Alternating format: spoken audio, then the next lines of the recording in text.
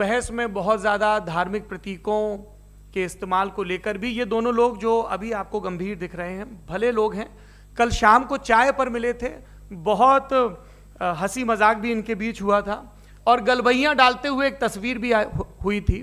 ये इस बात का प्रमाण है कि इंटरनेट पर जो हल्ला मचा हुआ है उसके मुकाबले ये दोनों लोग बहुत ही अच्छे शांत ढंग से बहस के लिए राजी हो गए हैं।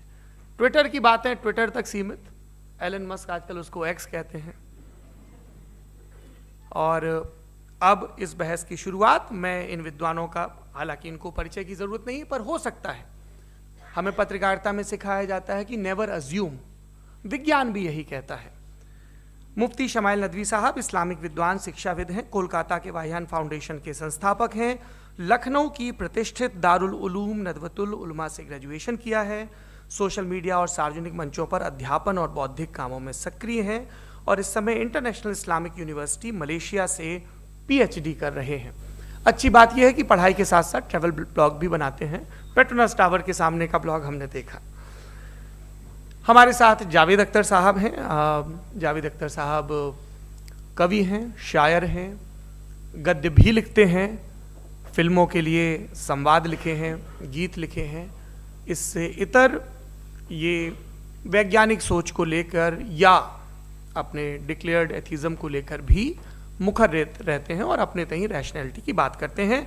देवियों और सज्जनों, डज गॉड एग्जिस्ट? इस सवाल का जवाब सब अपने अपने तहीं खोजने की कोशिश कर रहे हैं। कोई इसको गॉड डैम पार्टिकल की खोज बताता है, कोई गॉड पार्टिकल की खोज बताता है, कोई हिग्स बोसान की खोज बताता है, कोई ये सवाल जवाब तलाशने की कोशिश करता है कि मास एग्जिस्टेंस में आखिर आया कैसे, हुआ क्या था, सृष्टि के पहले, समय के पहले क्या था। और कोई ये कहता है कि ये सारी खोजें जिस मस्तिष्क में हो रही हैं प्रकृति के क्रम में, वो कैसे विकसित हुआ। मैं उम्मीद करता हूँ कि हम आज इन बुनियादी सवालों के कुछ जवाब हासिल करने में कामयाब हों। मैं सबसे पहले मंच पर आमंत्रित कर रहा हूँ मुफ्ती शमाइल नदवी साहब को। आइए सर। जी,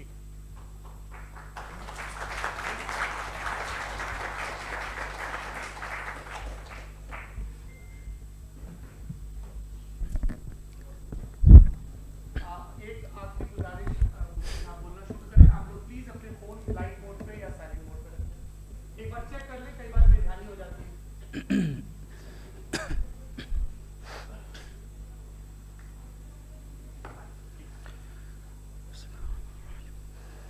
तमाम तारीफ़ें उस क्रिएटर के लिए जिसने इस यूनिवर्स को एक मकसद के तहत पैदा किया है। रिस्पेक्टेड जनाब जावेद अख्तर साहब, मिस्टर सौरभ द्विवेदी और respected audience, thank you all for being here today. आज की डिबेट में चूंकि हम बात करने वाले हैं डज गॉड एग्जिस्ट के टॉपिक पर, तो ये एक ऐसा टॉपिक है जिसके मुताल्लिक कोई भी डिसीजन लेने के लिए अलग अलग स्टैंडर्ड्स हो सकते हैं। लिहाजा डिबेट के शुरू में ये ज़रूरी है कि हम ये जान लें कि आज के इस टॉपिक में कौन सा स्टैंडर्ड सही होगा और कौन सा गलत होगा। सबसे पहला स्टैंडर्ड जिसे मैं समझता हूं कि हमारे रिस्पेक्टेड जनाब जावेद अख्तर साहब बड़ी तेज़ी के साथ उसकी तरफ लपकेंगे, वो है साइंस। जबकि साइंस दर हकीकत खुदा के एग्जिस्टेंस को डायरेक्टली साबित करने या उसके एग्जिस्टेंस को डिनाई करने के लिए स्टैंडर्ड नहीं बन सकती। और उसकी वजह क्या है, ये मैं नहीं कह रहा, ये वो लोग कह रहे हैं जो साइंस के एक्सपर्ट्स हैं। नेशनल एकेडमी ऑफ साइंस कहती है science doesn't have the processes to prove और disprove the existence of God. Why? क्योंकि साइंस का ताल्लुक एम्पेरिकल एविडेंस से है और एम्पेरिकल एविडेंसेस का ताल्लुक हमारे नेचुरल और फिजिकल वर्ल्ड से है, जबकि गॉड नॉन फिजिकल और सुपर नेचुरल रियलिटी है। लिहाजा नॉन फिजिकल रियलिटी को आप उस टूल के साथ नहीं चेक कर सकते जिसका काम फिजिकल रियलिटी को तलाश करना है। लिहाजा आज इस डिबेट में गॉड की एग्जिस्टेंस को साबित करने या उसे डिनाई करने में साइंटिफिक एविडेंस को एक्सेप्ट नहीं किया जाएगा। दूसरा स्टैंडर्ड हो सकता है रेविलेशन, कि रेविलेशन के जरिए हम ये साबित करें कि गॉड एग्जिस्ट करता है या नहीं। लेकिन ये स्टैंडर्ड भी आज इररेलेवेंट है। क्यों? क्योंकि रेविलेशन मेरे नज़दीक सोर्स ऑफ नॉलेज है, वैलिड सोर्स ऑफ नॉलेज है, लेकिन हमारे जावेद अख्तर साहब के नज़दीक ये वैलिड सोर्स ऑफ नॉलेज नहीं है। लिहाजा आज की डिबेट में मैं एक भी एविडेंस किसी भी मजहबी स्क्रिप्चर से नहीं दूंगा, ताकि जावेद अख्तर साहब के लिए वो अनएक्सेप्टेबल ना हो। तीसरा जो मेयार हो सकता है वो है ऑब्जर्वेशन, कि भाई कोई कहे कि हमें खुदा दिखाओ, अगर है तो दिखाओ, या ये कि खुदा के एग्जिस्टेंस पर एम्पेरिकल एविडेंस दो, तो ये है दर हकीकत गलत टूल का इस्तेमाल करना। ये ऐसा ही है कि जावेद साहब मुझसे ये मुतालबा करें कि मुफ्ती साहब आप मेटल डिटेक्टर के जरिए प्लास्टिक डिटेक्ट करके दिखाएं। अब चूंकि प्लास्टिक डिटेक्ट नहीं हो पा रही है, लिहाजा plastic does not exist. No, you are using the wrong tool. इस टूल से प्लास्टिक को डिटेक्ट नहीं किया जाता। लिहाजा मैं समझता हूं कि गॉड के एग्जिस्टेंस पर एम्पेरिकल एविडेंस का मुतालबा करना एक बचकाना मुतालबा है, और हमारे रिस्पेक्टेड जनाब जावेद अख्तर साहब इस स्टेज से अब बहुत आगे निकल चुके हैं। अब बचता है एक ही स्टैंडर्ड, और वो स्टैंडर्ड है अक्ल, लॉजिक, रीजनिंग। और यही वो स्टैंडर्ड है जिसके तहत गॉड के एग्जिस्टेंस को साबित किया जाएगा या गॉड की एग्जिस्टेंस को डिनाई किया जाएगा। लेकिन चूंकि ये बहुत इंपॉर्टेंट और सेंसिटिव टॉपिक है, इसलिए लॉजिकल आर्ग्यूमेंट भी ऐसा होना चाहिए जो डेफिनेटिव हो, इनडेफिनेटिव ना हो, जो 2 और 2 4 की तरह बिल्कुल वाजे हो, जिसे लॉजिकली रिजेक्ट करना पॉसिबल नहीं हो। फॉर एग्जाम्पल हम कहें हमारे रिस्पेक्टेड मिस्टर सौरभ साहब, ये एक इंसान है और तमाम इंसान कॉन्शियस बीइंग है, लिहाजा नतीजा क्या निकला, हमारे सौरभ साहब भी कॉन्शियस बीइंग है। क्या ये इनडेफिनेट आर्ग्यूमेंट है या डेफिनेट आर्ग्यूमेंट है? ये डेफिनेट आर्ग्यूमेंट है। ये 2 और 2 की तरह वाजे है, इसमें किसी तरह जो है लॉजिकली इसको रिजेक्ट नहीं किया जा सकता। तो अगर आज हमारे जावेद अख्तर साहब ऐसी कोई अकली दलील और लॉजिकल एविडेंस दें खुदा के ना होने पर जो डेफिनेट भी हो, तो मैं ये ऐलान करता हूं कि यकीनन मैं उस एविडेंस को कबूल करूंगा और उस पर गौर करूंगा। लेकिन साथ में यह भी ऐलान कर देता हूं प्रेडिक्शन के तौर पर कि ऐसा कोई डेफिनेट आर्ग्यूमेंट कोई नहीं पेश कर सकता। दलील हम देंगे और डेफिनेटिव दलील देंगे, लॉजिकल दलील देंगे, ऐसी दलील देंगे जो एंटायर एथिस्टिक वर्ल्ड उसे रेफ्यूट नहीं कर सकती। चलें अब हम एक एग्जाम्पल सोचते हैं, एक सिनेरियो, सिंपल सिनेरियो, तमाम ऑडियंस से गुजारिश है, हम और आप एक आइसोलेटेड आइलैंड पर हैं, ऐसा आइलैंड जहां पे हमसे पहले कोई कभी नहीं गया। चलते चलते आपके सामने अचानक आपने देखा एक पिंक कलर की बॉल पड़ी हुई है। सबसे पहला सवाल आपके जहन में क्या आएगा कि ये बॉल यहां क्यों आई, कैसे आई, ये पिंक कलर की ही क्यों है, कोई और कलर भी हो सकता था, ये इसी शेप में क्यों है, कोई और शेप भी हो सकता था। नेचुरली आप इस तरफ पहुंचेंगे कि कोई ना कोई है जिसने इन स्पेसिफिक प्रॉपर्टीज के साथ इस बॉल को बनाया है और यहां पे रखा है। चूंकि आप जानते हैं कि ये जो बॉल है इसका एग्जिस्ट करना जरूरी नहीं है, ये एग्जिस्ट कर भी सकती थी, नहीं भी कर सकती थी, और एग्जिस्ट करना ही था तो किसी और फॉर्म में करती, किसी और कलर में करती।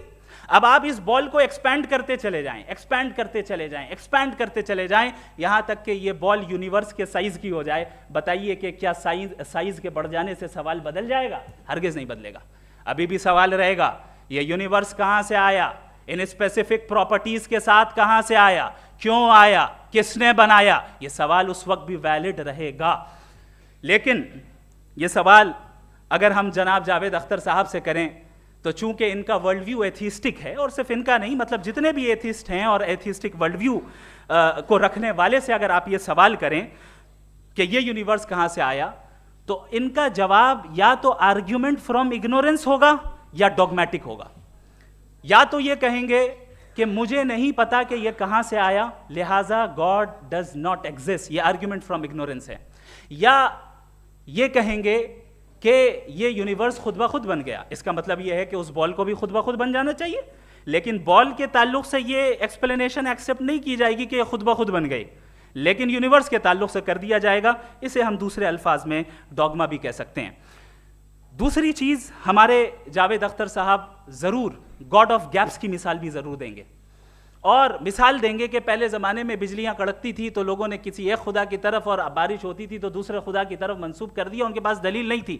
यह हमारा वर्ल्ड व्यू है ही नहीं, यह हमारा वर्ल्ड व्यू है ही नहीं, क्योंकि नेचुरल फिनोमेना के प्रोसेस की इंटरप्रिटेशन को जान लेने से यह कहां से साबित हो गया कि गॉड एग्जिस्ट नहीं करता है? इस पर मैं इंशाल्लाह अभी आगे बात करूंगा।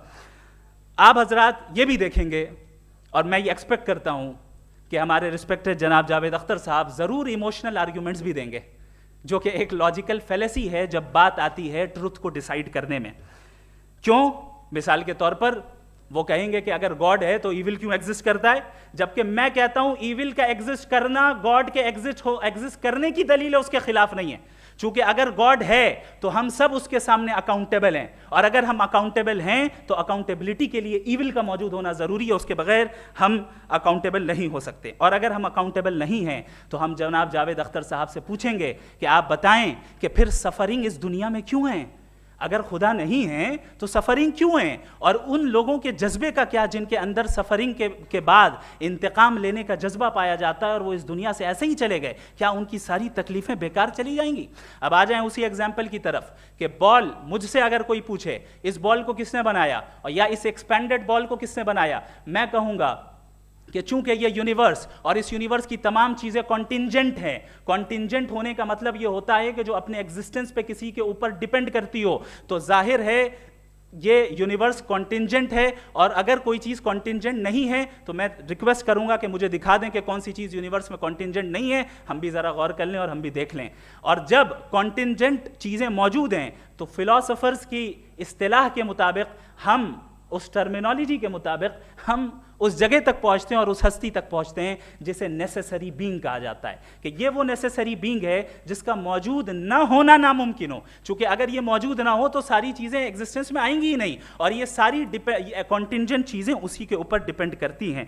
अब अगर आप ये सवाल करते हैं कि फिर उस हस्ती को किसने बनाया, फिर उसका कॉज क्या है, फिर उसका कॉज क्या है, फिर उसका कॉज क्या है, और एंडलेसली चले जाएं, इसे हम कहते हैं इन्फिनिट रीग्रेस ऑफ कॉजेस, जो कि लॉजिकल फेलेसी है।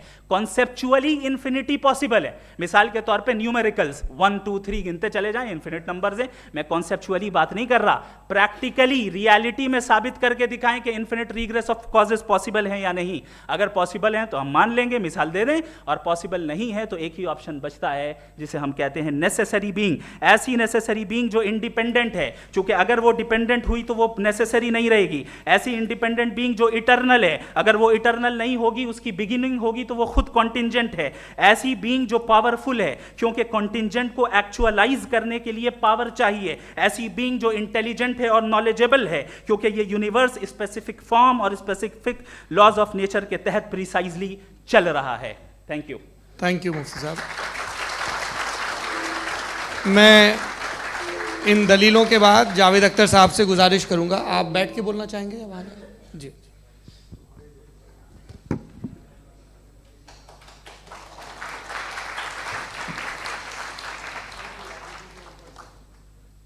पहले तो मैं मुफ्ती साहब को एक अच्छी खबर देना चाहूँगा कि मेरी नॉलेज साइंस के बारे में बड़ी मामूली है, तो आप फिक्र ना करें उसकी, लेकिन कुछ कॉमन सेंस है मुझ में।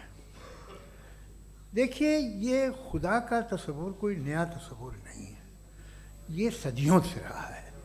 ये कुछ रिलीजन 3000 साल पुराने होंगे, 4000 साल पुराने होंगे, लेकिन इंसान कोई 10,000 12,000 साल से एग्जिस्ट करता है होमोसेपियन की शक्ल में, और हमेशा कुछ ना कुछ मज़हब रहे। ये मज़हब जाहिलों के नहीं थे, ये मज़हब एक ऐसी ग्रीक सोसाइटी के थे जहाँ बड़े बड़े फिलोसफर्स पैदा हुए। ये मज़हब इजिप्शियंस के थे जिन्होंने पिरामिड्स बनाए थे। ये रोमन्स के थे कि जिनका आर्किटेक्चर और सेनेट यानी पहली बुनियाद डेमोक्रेसी की लिमिटेड थी, मगर डेमोक्रेसी थी, ये उन लोगों ने किए थे। तो इनका जो जुपिटर था, रा था, ज़्यूस था, उन्हें उस पर इतना ही एतमाद था जितना आज किसी मजहबी आदमी को अपने खुदा पे होगा। क्रिश्चियनिटी आने से पहले यूरोप में एक मज़हब था, जर्मेनिक रिलीजन। उसका एक खुदा था, उसकी एक बीवी थी, उसके 2 बेटे थे, एक बेटी थी। फिर जर्मनी में जब यूरोप में क्रिश्चियनिटी आई तो वो खुदा, उसकी बीवी और पूरे ख़ानदान चला गया।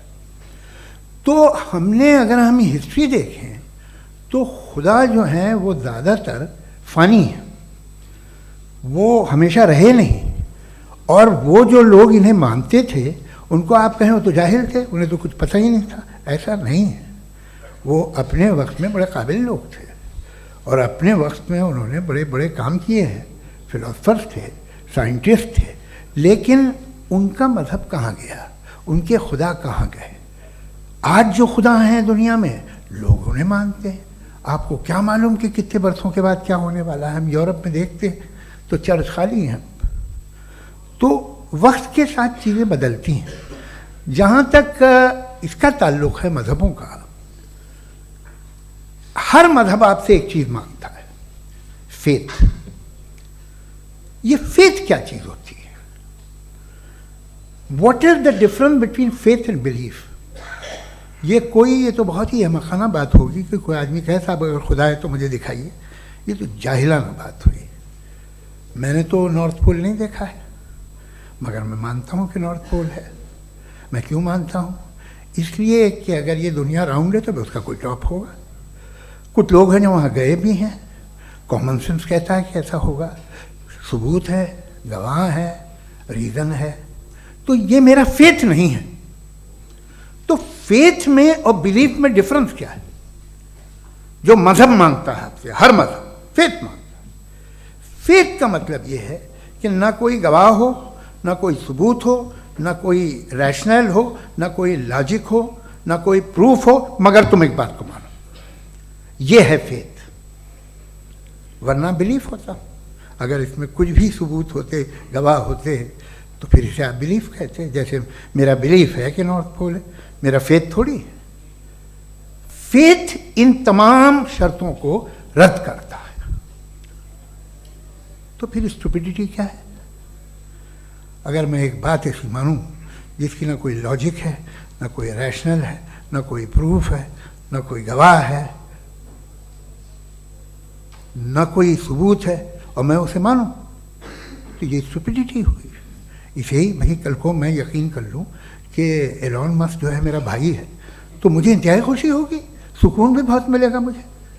लेकिन और कहे भाई क्यों मानते हो, क्या सबूत है? भाई वो तो अमेरिकन है और तुम तो इंडियन हो, वो तो नस्ल अलग है, तुम्हें कभी मिले भी नहीं। साहब देखिए मेरा फेथ है, इस पर बात न किया। फेथ का मतलब ही यह है कि आप प्रूव नहीं कर सकते। अगर आप प्रूव कर सकते हो तो फेथ की ज़रूरत ही नहीं, फिर तो आप बात करेंगे, आप कितनी बहस कर लीजिए। अल्टीमेटली दुनिया का हर मजहब फेथ पे टिका है, और फेथ का मतलब है एक ऐसा यकीन जिसका कोई सबूत, कोई गवाह, कोई रैशनल नहीं। अब आप ये कहें, क्या आप ये क्यों कह रहे हैं कि साहब ये कायनात किसने बनाई? कमाल ये है कि आपने बताया कि एक आइलैंड पे गए और एक बॉल देखी।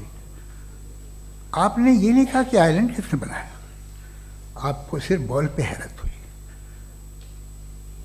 हमने आइलैंड पे हमने हैरत नहीं की, होते हैं आइलैंड। इसी तरह ये आइलैंड है, सितारे, ये गैलेक्सीज, ये सब आइलैंड हैं, खला में। हम उन्हें टेकन फॉर ग्रांटेड लेते हैं, हम पूछते नहीं किसने बनाए। आपने जजीरे के बारे में भी नहीं पूछा है। मेरी पैदाइश कैसे हुई? क्या मैं प्लान्ड पैदा हुआ था? I was plan to be born, या एक लकी स्पर्म था जो किसी एक से चिपक गया? मेरी पैदाइश रैंडम। और इंसाफ जिसे आप कहते हैं, इंसाफ का तो नेचर से कोई वास्ता ही नहीं है। जो आप कहते हैं कि एक दिन इंसाफ मिलेगा, इंसाफ is a human concept. Nature में कोई इंसाफ नहीं। अगर शेर हिरन को खा जाता है तो उसे कोई सजा नहीं मिलती। अगर एक आंधी आती है और हरे भरे पेड़ों को उखाड़ के फेंक देती है तो आंधियों की जेल नहीं होती है। नेचर में इंसाफ नहीं, इसलिए वो नेचर को इंसाफ की ज़रूरत भी नहीं। नेचर तमाम एक है। अब हम कहें कि साहब ये देखिए जो मैंने खाना खाया था, ये मेरी आँख तो नहीं यूँ कर दिया उसे, तो इसे सज़ा मिलनी नहीं। वो सिस्टम है, ऐसे ही चल रहा है। नेचर बग़ैर इंसाफ के है। इंसाफ इज़ अ ह्यूमन कॉन्सेप्ट। तो जो आपसे कहता है कि मैं तुम्हें इंसाफ दूंगा, वो इंसानी जहन की पैदावार है। ये नेचुरल है ही नहीं, ये आसमानी है ही नहीं। नेचर का तसव्वुर, इंसाफ का तसव्वुर। भाई आप साथ मिलते हैं, अब आप लेफ्ट हैंड ड्राइव करते हैं, ये क्या है? तमाम सच, तमाम नेकी, तमाम शराफत लेफ्ट हैंड ड्राइव है। वरना क्या होगा, या तो आप क्रॉस कर देंगे, आपका एक्सीडेंट हो जाएगा, या आप किसी को मार देंगे, या ट्रैफिक जैम हो जाएगा। झूठ, बेईमानी, रिश्वतखोरी, ये तमाम जो है driving on the wrong side, इसके ऊपर कुछ नहीं। ये तो हमने बनाया, जैसे हमने लेफ्ट हैंड ड्राइव बनाई है। ये कॉन्सेप्ट ऑफ इंसाफ जो है ये हमारा है, इसका नेचर से कोई वास्ता नहीं। शेर खा जाता है हिरन को, उसे जेल होती है क्या? कुछ भी नहीं, है ही नहीं। तो ये जो दुनिया के रिलीजन प्रॉमिस करते हैं आपसे इंसाफ, इसी से मालूम होता है कि ये मैन मेड है। ये तसव्वुर कहीं और का है ही नहीं। जो नेचर है, कुछ लोग कहते हैं नेचर ही खुदा है, तो नेचर में तो इंसाफ नहीं कहीं। और आप वादा कर रहे हैं कि तुम्हें मरने के बाद इंसाफ मिलेगा। मुझे अगर मिलेगा तो मैं बहुत खुश होऊंगा, लेकिन मैं यकीन नहीं कर पाता हूँ, इसलिए कि मैं फेथ नहीं पैदा कर सकता। The very fact that religions demand faith, इसका मतलब है कि उनके पास जस्टिफिकेशन नहीं है। अच्छा साहब, फिर रिलीजन अगर मॉडरेशन में है, कोई सा भी नहीं, वो आप में कुछ खूबियाँ भी पैदा करता होगा, देखिए उससे ये फ़ायदा है, वो फ़ायदा है। अल्कोहल जो है वो ज़्यादातर दवाओं में यूज़ होती है, और एक सर्वे किया गया था अमेरिका में कि लॉन्जिटिविटी किन लोगों की है। तो एक तरफ वो लोग थे जो शराब पीते ही नहीं थे, और एक तरफ वो थे जो एक बोतल शराब रोज़ पीते थे। सबसे ज़्यादा लंबी उम्र की है जो 2 पैक नाप के शराब पीते और खाना खाते हैं। मगर हम शराब को बुरा समझते हैं, मैं भी बुरा समझता हूँ। क्यों? ऐसा होता नहीं। कुछ चीज़ों में आदत होती है जो बढ़ती है। आज तक में एक आदमी दूध पीता है, आप 10 साल बाद भी मिलेंगे तो एक ही गिलास पीता होगा। ऐसा नहीं होता, सुबह से दूध पीता रहता है। मिल्कोहलिक मैंने नहीं देखे, अल्कोहलिक होते हैं। ये टेंडेंसी है मजहब की कि वो बढ़ता है, जैसे कैंसर बढ़ता है, जैसे शराब बढ़ती है। कुछ लोग होंगे जो उसे सही तरह से यूज़ करते हैं। मुझे यकीन है कि हमारे मुफ्ती साहब भी उनमें से एक, इनसे बहुत खुशी हुई मुझे इनसे मिलकर। लेकिन कितने लोग हैं कि आज आप देखते हैं दुनिया में जो तबाहियाँ हैं, इनमें कितना हाथ है उन लोगों का जो बिलीवर कहते था मजहब ये नहीं कहता, ना कहता होगा, मगर जब ये मजहब पीते हैं तो ऐसे बिहेव करते हैं। थोड़ा सा अगर हो तो शायद बहुत अच्छी बात, लेकिन शराब थोड़ी सी नहीं रहती, उसमें टेंडेंसी है पहले। थोड़ा सा अगर 2-3 कैंसर के सेल हो ना बॉडी में तो आदमी स्लिम रहेगा, लेकिन वो 2-3 सेल नहीं रहते, वो मल्टीप्लाई होते हैं। जावेद साहब, टाइम पूरा हो गया। टाइम हो गया, तो बस बात खत्म हो गई। अच्छा, मुझे कुछ और कहने को था भी नहीं। जी, मैं पहले जवाबी दौर के लिए इनवाइट कर रहा हूं मुफ्ती साहब को। Your rebuttal round 1, you have 7 minutes.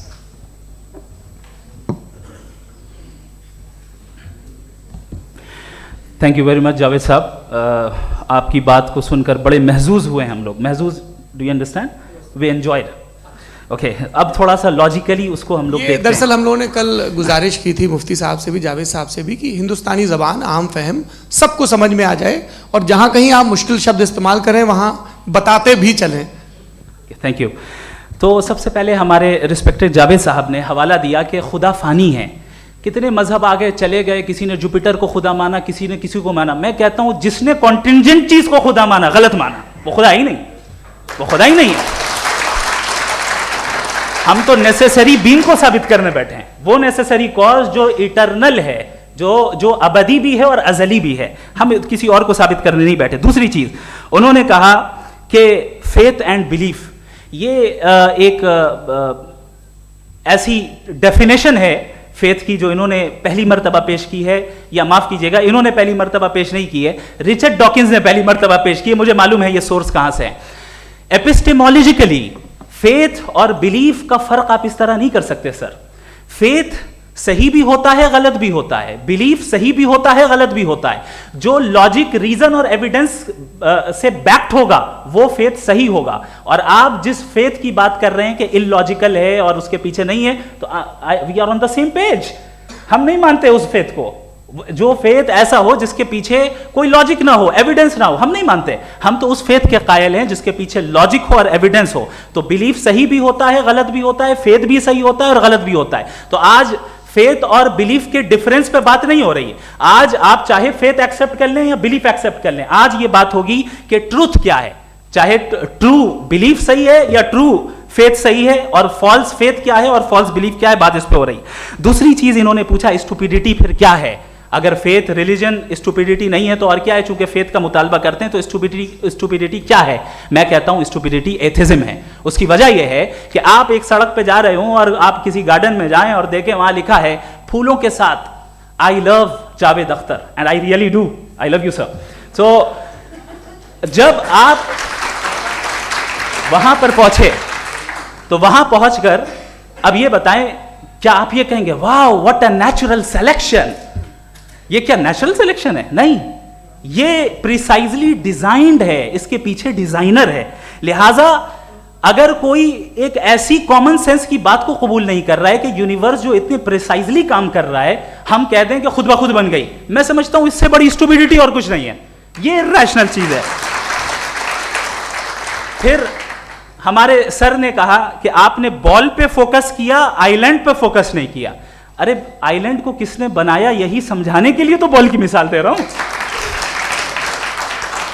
और बॉल भी कॉन्टिंजेंट है, आइलैंड भी कॉन्टिंजेंट है, दोनों नेसेसरी बीइंग का मुतालबा करते हैं। आगे इन्होंने कहा कि नेचर में कोई इंसाफ नहीं है, हम डिसाइड करते हैं कि मोरालिटी क्या होती है, इंसाफ क्या होता है, हम डिसाइड करते हैं। जैसे ड्राइविंग सीट में ट्रैफिक वाला, ये तो किसी खुदा ने नहीं कहा, ये है, इसे कहते हैं फॉल्स इक्विवेलेंस। ये एक लॉजिकल फेलेसी है। आपने जो है मिसाल दी ड्राइविंग की और ट्रैफिक की, ये सब्जेक्टिव मोरालिटी है। आप सब्जेक्टिव मोरालिटी को मिसाल बनाकर ऑब्जेक्टिव मोरालिटी के ऊपर नहीं थोप सकते। इंसाफ की ऑब्जेक्टिव मोरालिटी। अगर आप ये कहते हैं कि नेचर में इंसाफ नहीं है तो इंसाफ का न होना ये नेचुरल हुआ, तो फिर नेचर को नेचर रहने दे, क्यों हम इतना स्ट्राइव कर रहे हैं दुनिया में इंसाफ लाने के लिए? ये तो इलॉजिकल बात है, इरैशनल बात है। इसलिए बहुत सी चीजें ऐसी हैं जो ऑब्जेक्टिवली जो है इविल या गुड हैं, और बहुत सी चीजें ऐसी हैं जो सब्जेक्टिवली हैं। सब्जेक्टिवली जो मोरल होता है या इमोरल होता है उसको हम सोशल कंसेंसस से या पर्सनल प्रेफरेंस से डिसाइड करते हैं। लेकिन जो ऑब्जेक्टिव मोरालिटी है जिसमें इंसाफ आया, जो इन्होंने बार बार रिपीट किया, ये ऑब्जेक्टिव है, सब्जेक्टिव नहीं है। अगर आप कहते हैं ये सब्जेक्टिव है तो मेरा सवाल आपसे ये है, क्या सोशल कंसेंसस के जरिए अगर जुल्म को सही करार दे दिया जाएगा तो आप जुल्म को जस्टिफाई करेंगे? दूसरी चीज इन्होंने ये कहा कि 2 पैक शराब पी लें तो वो उतने पे नहीं रहता, बढ़ जाता है। यही मामला मजहब के साथ है। 2 पैक आप पी लें बढ़ेगा। तो ये एक ऐसी मिसाल है, इसको कहीं भी फिट कर लें कि आप एथिज्म पे जब फिट करें, जब आप 2 पैक एथिज्म का लेंगे ना तो वो बढ़ बढ़ के नॉर्थ कोरिया बनेगा। Thank you.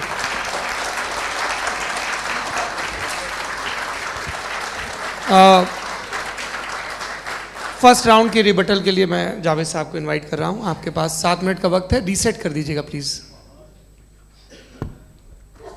मुझे इस बात की खुशी है कि मुफ्ती साहब ने भी मान लिया कि नेचर में कोई इंसाफ नहीं है। तो कोई भी चीज़ जो इंसान ने नहीं बनाई है उसमें इंसाफ नहीं होता है। एक बात मैं आपसे अर्ज़ करूँ, ज़रा पता लगा लीजिएगा, ये जो आप बाग में जाते हैं बेहद खूबसूरत फूल देखते हैं ना, इनमें से कोई नेचुरल नहीं है। ये सारे फूल क्रॉस करके बनाए गए हैं। जो जंगल में फूल होते हैं निहायत मामूली होते हैं। ये फूल इंसानों ने बनाए हैं। जो आप बाग में देख के वाह वाह कहते हैं, ये इंसानों के बनाए हुए हैं। डिफरेंट फूलों को क्रॉस करके, डेवलप करके, फिर क्रॉस करके इस तरह से बनाए गए। नेचुरल फ्लावर नहीं। किसी जंगल वीरान में जाके आप गुलाब के फूल नहीं देखेंगे। ये सब बनाए हुए इंसान ने, बहुत से काम इंसान ने किए हैं।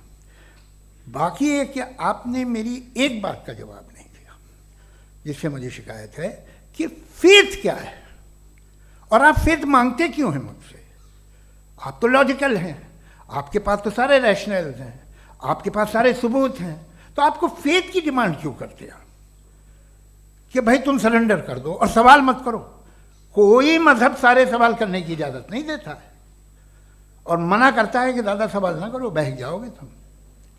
आप क्यों रोकते हैं? हकीकत ये है कि इंसानी तारीख क्या है। इंसानी तारीख ये है कि दुनिया में दो तरह के लोग हुए हैं। एक वो जिन्होंने अपनी लाइल्मी की परस्तिश की है, दूसरे वो जिन्होंने अपनी इग्नोरेंस या लाइल्मी से झगड़ा किया है और मालूम किया है कि क्या है। ये जो आप कह रहे हैं, आज आप हैरान हैं कि भाई ये यूनिवर्स कैसे बनी। लोग हैरान थे कि सूरज डूबता है तो इधर से कैसे निकलता। और आप एक कदम जाके हमेशा का मानने को तैयार है, एक कदम पीछे ही मान जाइए। भाई आप इसके बाद जाते हो, कहते सवाल ना करना कि ये कहाँ से आया, ये पावर तो हमेशा से हमेशा रहेगी। तो आप यूनिवर्स के बारे में मानने में क्या तकलीफ है? एक कदम पहले रुक जाइए, ये हमेशा से थी या नहीं थी हमें मालूम नहीं है।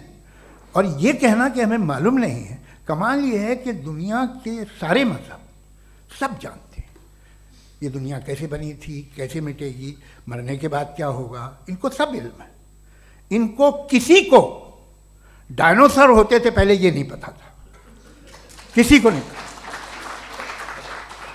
किसी भी दुनिया की मजहबी किताब में डायनासोर का जिक्र नहीं है। लेकिन बाकी सब बातें, how to make universe in 4 easy lessons and बाकी सब पता है। जिसको सब पता है वो गड़बड़ है। हम में ये इंकिसार, ये ह्यूमिलिटी होनी चाहिए कि हम ये कहें कि हमें ये बहुत सारी बातें नहीं मालूम, लेकिन हम उनकी परस्तिश ना करें, अपनी लाइल्मी को की परस्तिश ना करें, हम उसे पता लगाने की कोशिश करें। जिस दुनिया में आप बैठे हैं सर, ये हॉल जो है, ये इलेक्ट्रिसिटी जो है, ये माइक जो है, जिस हवाई जहाज से आप आए थे, वो जिस कार से आप यहाँ आए हैं, ये सब उन लोगों की बनाई हुई है जिन्होंने सवाल किए थे। ये दुनिया जिसमें आप आज आराम से हैं, ये उन लोगों की बनाई है कि जिन्होंने सवाल किए थे। और हर स्टेज पे इन सवालों को मकरूह कहा गया था, गलत कहा गया था। आप ज़रा तारीख पढ़िए, एक बड़ी दिलचस्प किताब है बर्ट्रैंड रसेल की,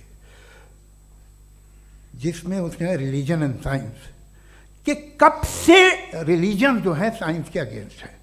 और हद तो ये है कि भाप के इंजन के खिलाफ थे, स्टीम इंजन के भी खिलाफ थे, और फतवे हुए उन पर, वेटिकन ने दिए। तो ये हमेशा, अभी जैसे ही ये राइट विंगर आते हैं अमेरिका में पावर में, तो वो जो अपना ये क्या बोलते हैं उसे, सीड क्या वर्ड है, सीड क्या जो, हाँ नहीं सीड जो होते हैं जिन पे जी नहीं भाई, वो जो ह्यूमन बॉडी के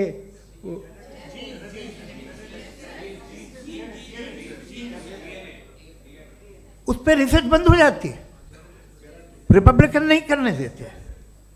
अरे भाई इतना डर क्या है तुम्हें? एक ज़माने में बहुत नाराज़ थे ये सारे मजहबी लोग कि ये इंसान तो इंसान बनाने की कोशिश कर रहा है। आपको क्या तकलीफ भाई, बना ले तो बना लेने दो, ये खौफ क्या है? और ये सब आज जो आप कह कर रहे हैं नामुमकिन है, ये कैसे हुआ? मुझे एक किस्सा याद आता है। जब मैं 6ठी क्लास में था तो मैं मैथमेटिक्स में बहुत वीक था, तो एक टीचर रख दिया गया, उसने 1 2 3 4 5 6 7 तो सिखा दिया मुझे। वो दिन मैं भूल नहीं सकता हूँ मुफ्ती साहब, जिस दिन उसने ये बताया कि 1/2 क्या होता है और 3/4 क्या होता है, मुझे ऐसा लगा कि मेरा सर बीच से फट जाएगा। यह आदमी कह रहा है कि जो दीवार के अंदर जाओ वॉक करते हुए। आज हंसता हूँ मैं इस बात पे। तो आज जो बातें आपके जहन से बिल्कुल परे हैं और आप हैरान होते हो उन्हें देख के, एक वक्त आएगा कि मामूली लगेंगे। और हुआ है, आपकी इंसानी तारीख ही है। इतनी जल्दी सारे फैसले आप मत कर लीजिए, थोड़ा ये ह्यूमिलिटी रखिए कि भाई ये हमें नहीं मालूम। ये कहने में क्या आ रहा है?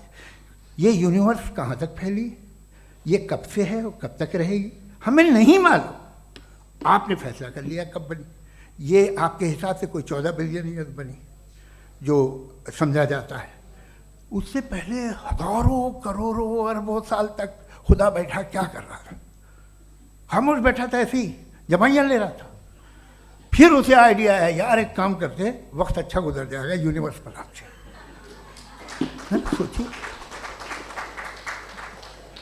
वो तो हमेशा से है ना, मगर यूनिवर्स हमेशा से नहीं है। ये तो बनाई गई है। और उससे पहले क्या था, इनका क्या काम था? कैसी बात है, ये बड़ा आसान है। जो बात हमें आज धीरे धीरे पता चली है, बरसों 2000 और 2500 साल पहले आपको किसी ने बता दिया कि क्या था, आप मान गए, और तब से वही मान रहे हैं जो 2500 साल पहले कहा गया था। सब कुछ बदल गया है, सॉल्व हो रही हैं चीज़ें। अभी साइंस बिल्कुल दावा नहीं करती, या कोई फिलोसफर ये दावा नहीं करता कि हमें सब मालूम, बल्कि वो कहता है कि हमें जितना मालूम होता है उससे ये मालूम होता है कि हमें कितना कम मालूम।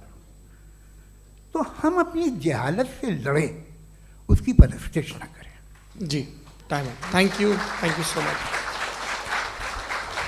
मैं तर्कों की श्रृंखला में राउंड 2 के लिए मुफ्ती साहब को आमंत्रित कर रहा हूँ। आपके पास एक बार फिर से 7 मिनट का वक्त है।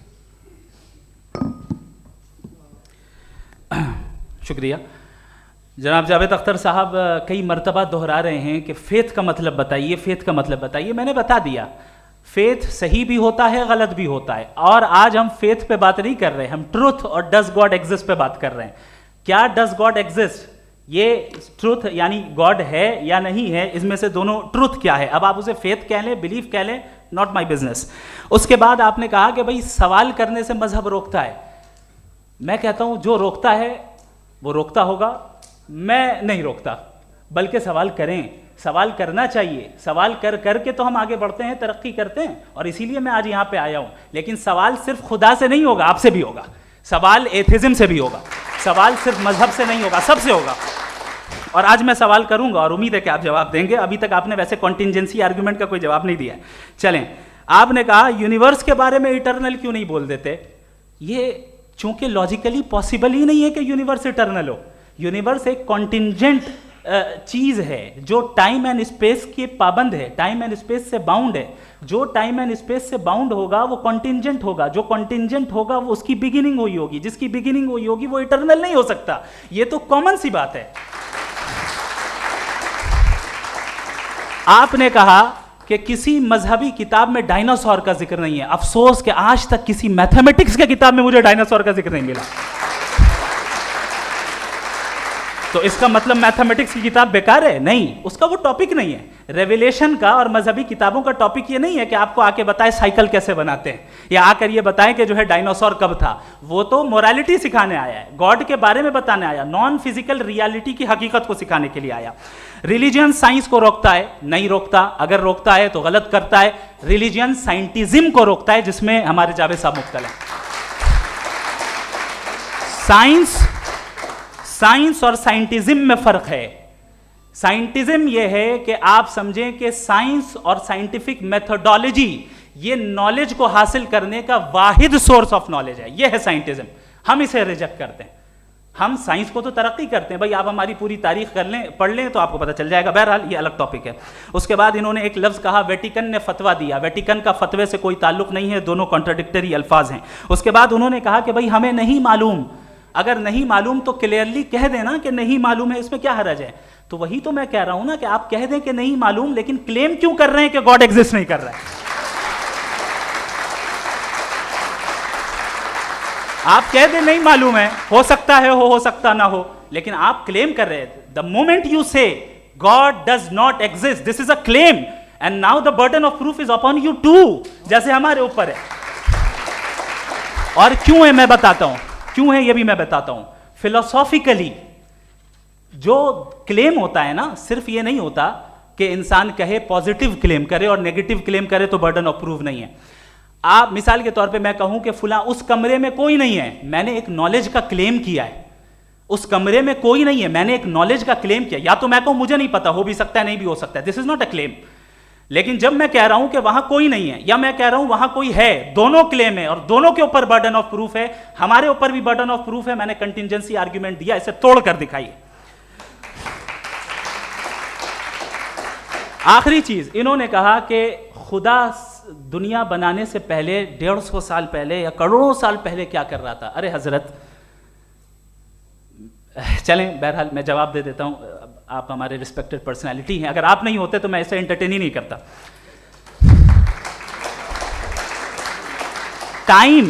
ये 100 साल पहले या 100 साल बाद, पहले बाद में अभी, ये वो अल्फाज हैं जिनका ताल्लुक टाइम से है।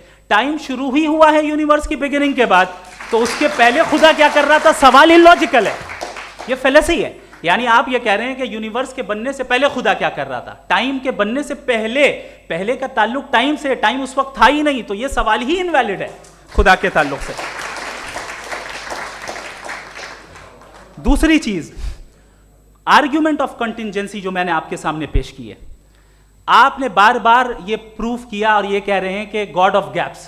देखिए, पहले नहीं मालूम था, साइंस ने कर दिया। सिंपल्स की मिसाल से मैं समझा देता हूं। जिस गैप्स की आप बात कर रहे हैं ना, साइंस उन गैप्स को जिन चीज के जरिए भी प्रूव करेगा वो कॉन्टिंजेंट ही होगा, अब चाहे वो फोर्स हो, मैटर हो या एनर्जी हो। लिहाजा सवाल हमारा उस वक्त भी वैलिड होगा जब तक कि आप नेसेसरी बीइंग पे ना आ जाएं, और इन्फिनिट रिग्रेस पॉसिबल नहीं है of causes in practical world, तो जाहिर है कहीं रुकना पड़ेगा, जहां रुकेंगे वही खुदा है। दूसरी चीज, आपने ये कहा, क्या कह रहा था मैं, किस पॉइंट को? What? Oh no, after that. Just now.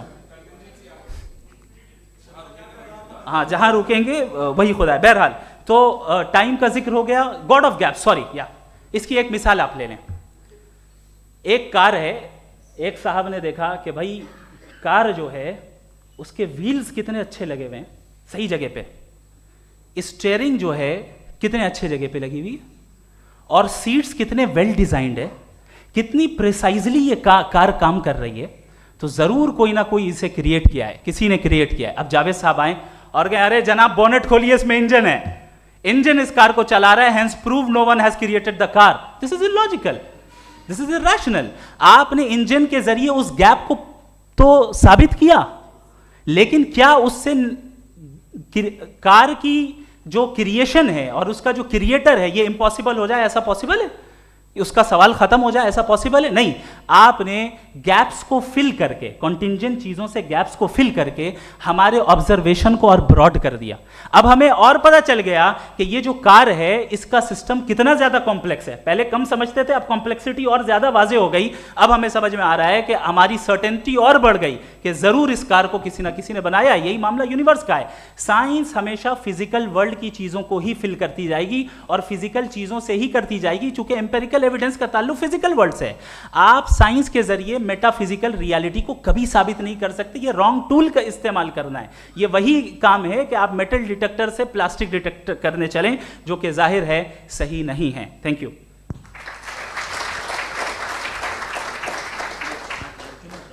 जी, ये आर्ग्यूमेंट का राउंड 2 है। हाँ। 7 मिनट है।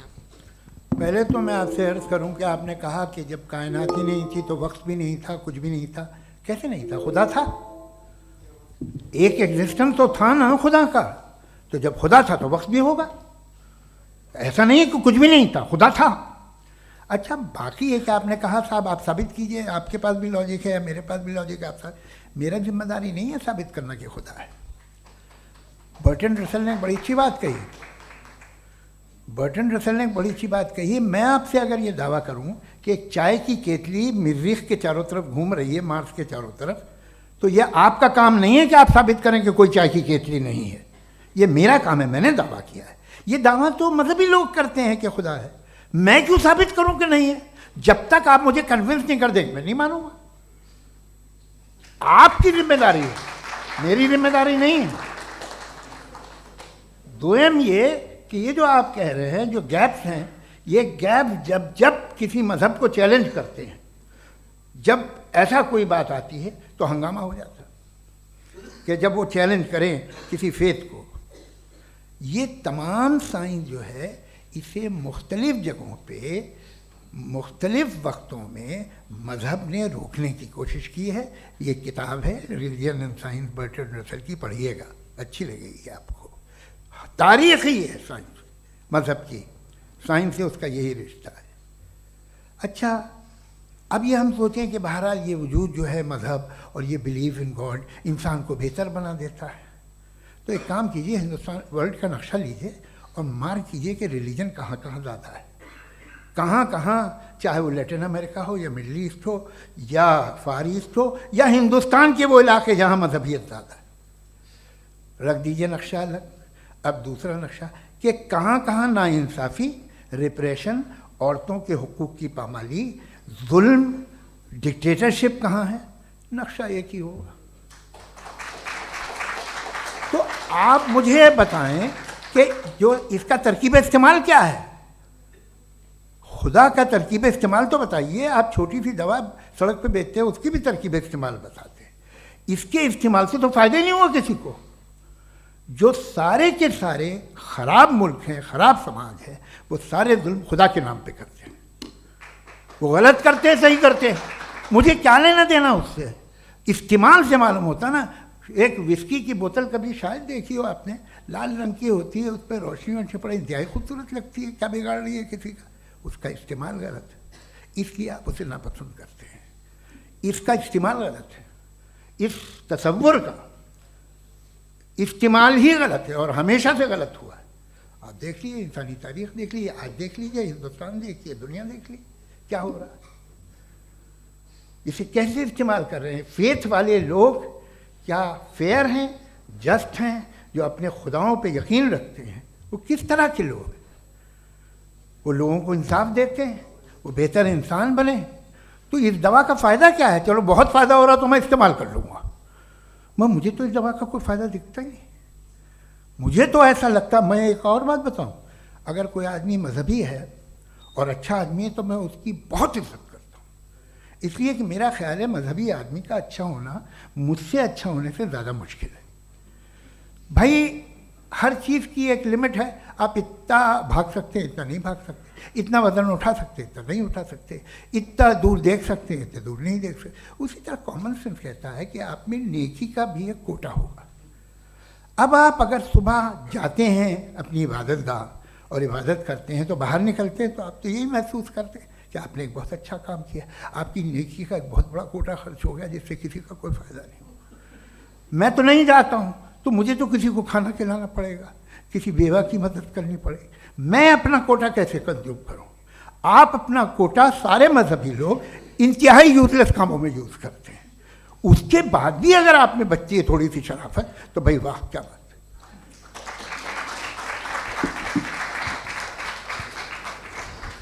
एक तो मुझे ये बात बहुत अच्छी लग रही है कि दोनों ही विद्वान समय को मानते हैं और बहुत समय से अपनी दलीलें और बाज़ दफ़ा समय से पहले अपनी तकरीरें पूरी करके अपनी अपनी कुर्सी पर बैठ रहे हैं। ये इस आर्ग्यूमेंट का राउंड 2 पूरा हुआ। अब रिबटल का राउंड 2 है और उसके बाद क्रॉस एग्जामिनेशन होगा। नहीं, आपका आर्ग्यूमेंट हो गया सर। हमारे यहाँ स्कूल के सिलेबस में पंच परमेश्वर कहानी पढ़ाई जाती है, प्रेमचंद जी की लिखी हुई। आप निश्चिंत रहिए, आपके कोई राउंड में मिस नहीं होने दूंगा। रिबटल का राउंड 2 मुफ्ती शमाइल नदवी साहब।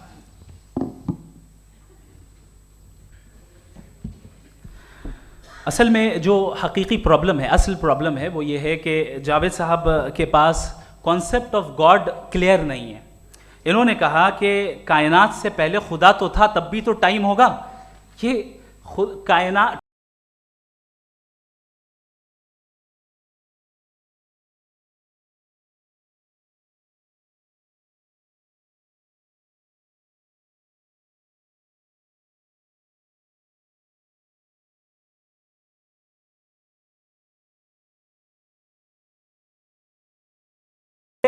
खुदा था तो टाइम होगा, बिल्कुल नहीं। टाइम के पाबंद हम हैं, खुदा नहीं है। हम फिजिकल वर्ल्ड से ताल्लुक़ रखते हैं, वो मेटाफिजिकल रियलिटी है।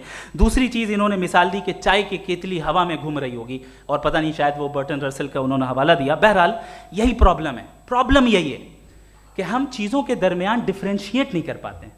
ये जो आपने मिसाल दी ये इमेजिनेशन है, और मैं जो साबित कर रहा हूँ वो लॉजिकल नेसेसिटी है।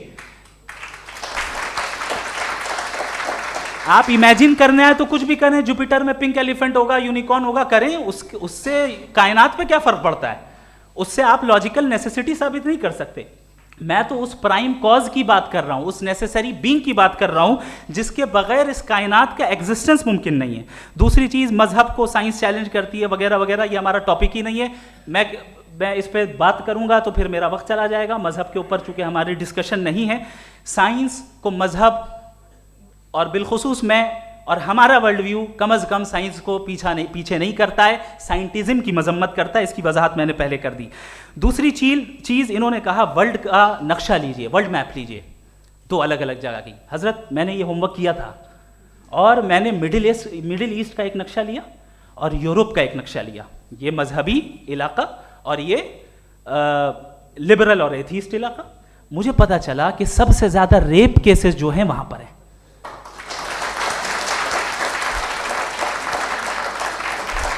मुझे ये पता चला यूएन की रिपोर्ट के मुताबिक, मैं ये अपने घर से नहीं लेके आ रहा, कि जो वर्किंग वुमेन है यूरोपियन कंट्रीज में, उसमें 81% वुमेन सेक्सुअल हैरेसमेंट का वर्क में शुमार हो रही है। ये मिडिल ईस्ट में नहीं हो रहा है, वो मजहबी लोग हैं इसलिए नहीं हो रहा है। दूसरी चीज आपने ये कहा कि मजहबी आदमी का अच्छा होना हमारे अच्छे होने से बहुत मुश्किल है, बहुत मुश्किल है। तो इसका मतलब यह है कि गॉड के अलावा आपके पास अच्छे और बुरे का कोई स्टैंडर्ड है। मैं चाहूंगा कि कन्वर्सेशनल स्टाइल वाली डिस्कशन और सेगमेंट पे इसी पे बात कर लेते हैं। Thank you very much.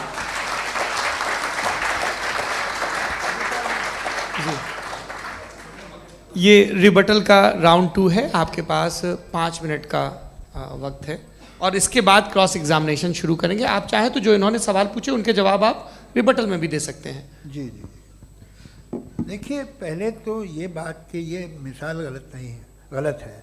इन्होंने पहले ही हमको डिसार्म कर दिया, कह लिया अकल से मामला सॉल्व नहीं हो सकता, लॉजिक से आप पहुंच नहीं सकते। ये एक मेटाफिजिकल चीज़ है। मेटाफिजिकल अजीब सा लफ्ज़ है, ठीक से किसी को माने नहीं मालूम इसके, तो ऐसा लगता है कुछ बड़ी चीज़ है। अरे भाई क्या होता है मेटाफिजिकल, बताओ, खड़ी हो। ये एक लफ्ज़ है जो कहीं भी इस्तेमाल हो जाता है।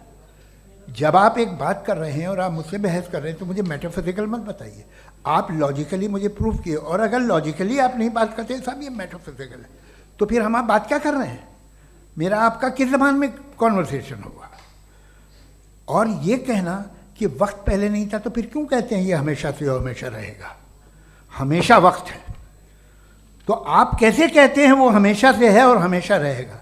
हमेशा का मतलब है कोई वक्त, अगर वक्त ही नहीं है तो हमेशा कैसे? बाहर वो रहेगा। अब मैं ये देखता हूँ, आपने कहा ना कि वहाँ रेप ज़्यादा होते हैं, तो हम एक बात देखते हैं कि ये दुनिया जिस पे वो कादर मुतलक है, जिसकी मर्ज़ी के बगैर पत्ता भी नहीं हिलता, ओमनीपोटेंट है, ये दुनिया चल कैसे रही है? और इस दुनिया का हाल क्या है? 45,000 बच्चे जो 10 साल की उम्र से कम थे वो गाजा में मरे। भूख से काला हांडी में बच्चे मरते हैं और डिप्थेरिया से मरते हैं।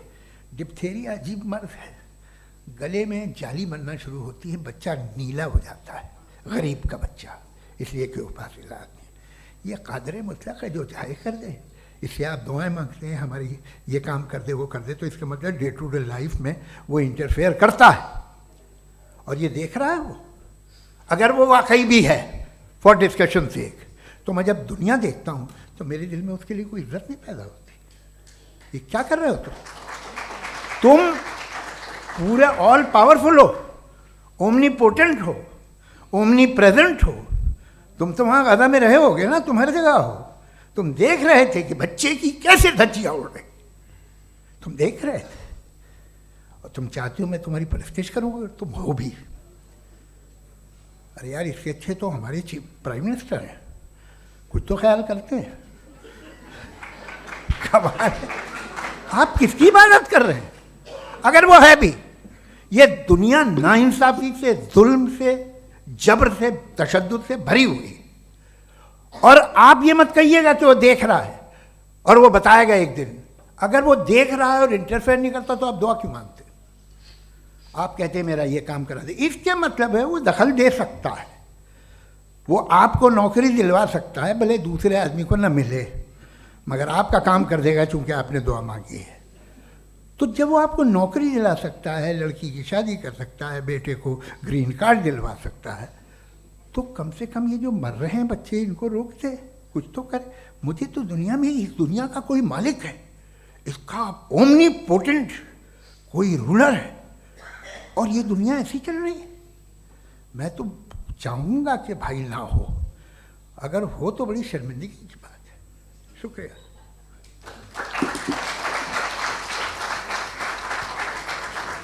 देवियों और सज्जनों, इस बहस के 2 राउंड और 2 रिबटल पूरे हो चुके हैं। अब सबसे ज़रूरी और सबसे मुश्किल राउंड शुरू हो रहा है, क्रॉस एग्जामिनेशन का। अब इन विद्वानों की सज्जनता की एक परख भी होगी और वक्त हमने 16 मिनट का तय किया है। पहला सवाल आप पूछना चाहेंगे? जी बिल्कुल। पहले बोले भी आप आप माइक ले लीजिएगा हाथ में, ये नीचे से ऑन कीजिए। जी मैं बोलता हूँ, ये डायस हटा सकते हैं क्या हम थोड़ा क्विकली? डायस पीछे कर दीजिए बस थोड़ा सा, है ताकि ये जो दाएं बाएं लोग बैठे हैं इसे हटा ही दीजिए। अब हम वहाँ तो जाने वाले नहीं, आराम से आराम से। दोनों तरफ से हटा दीजिए।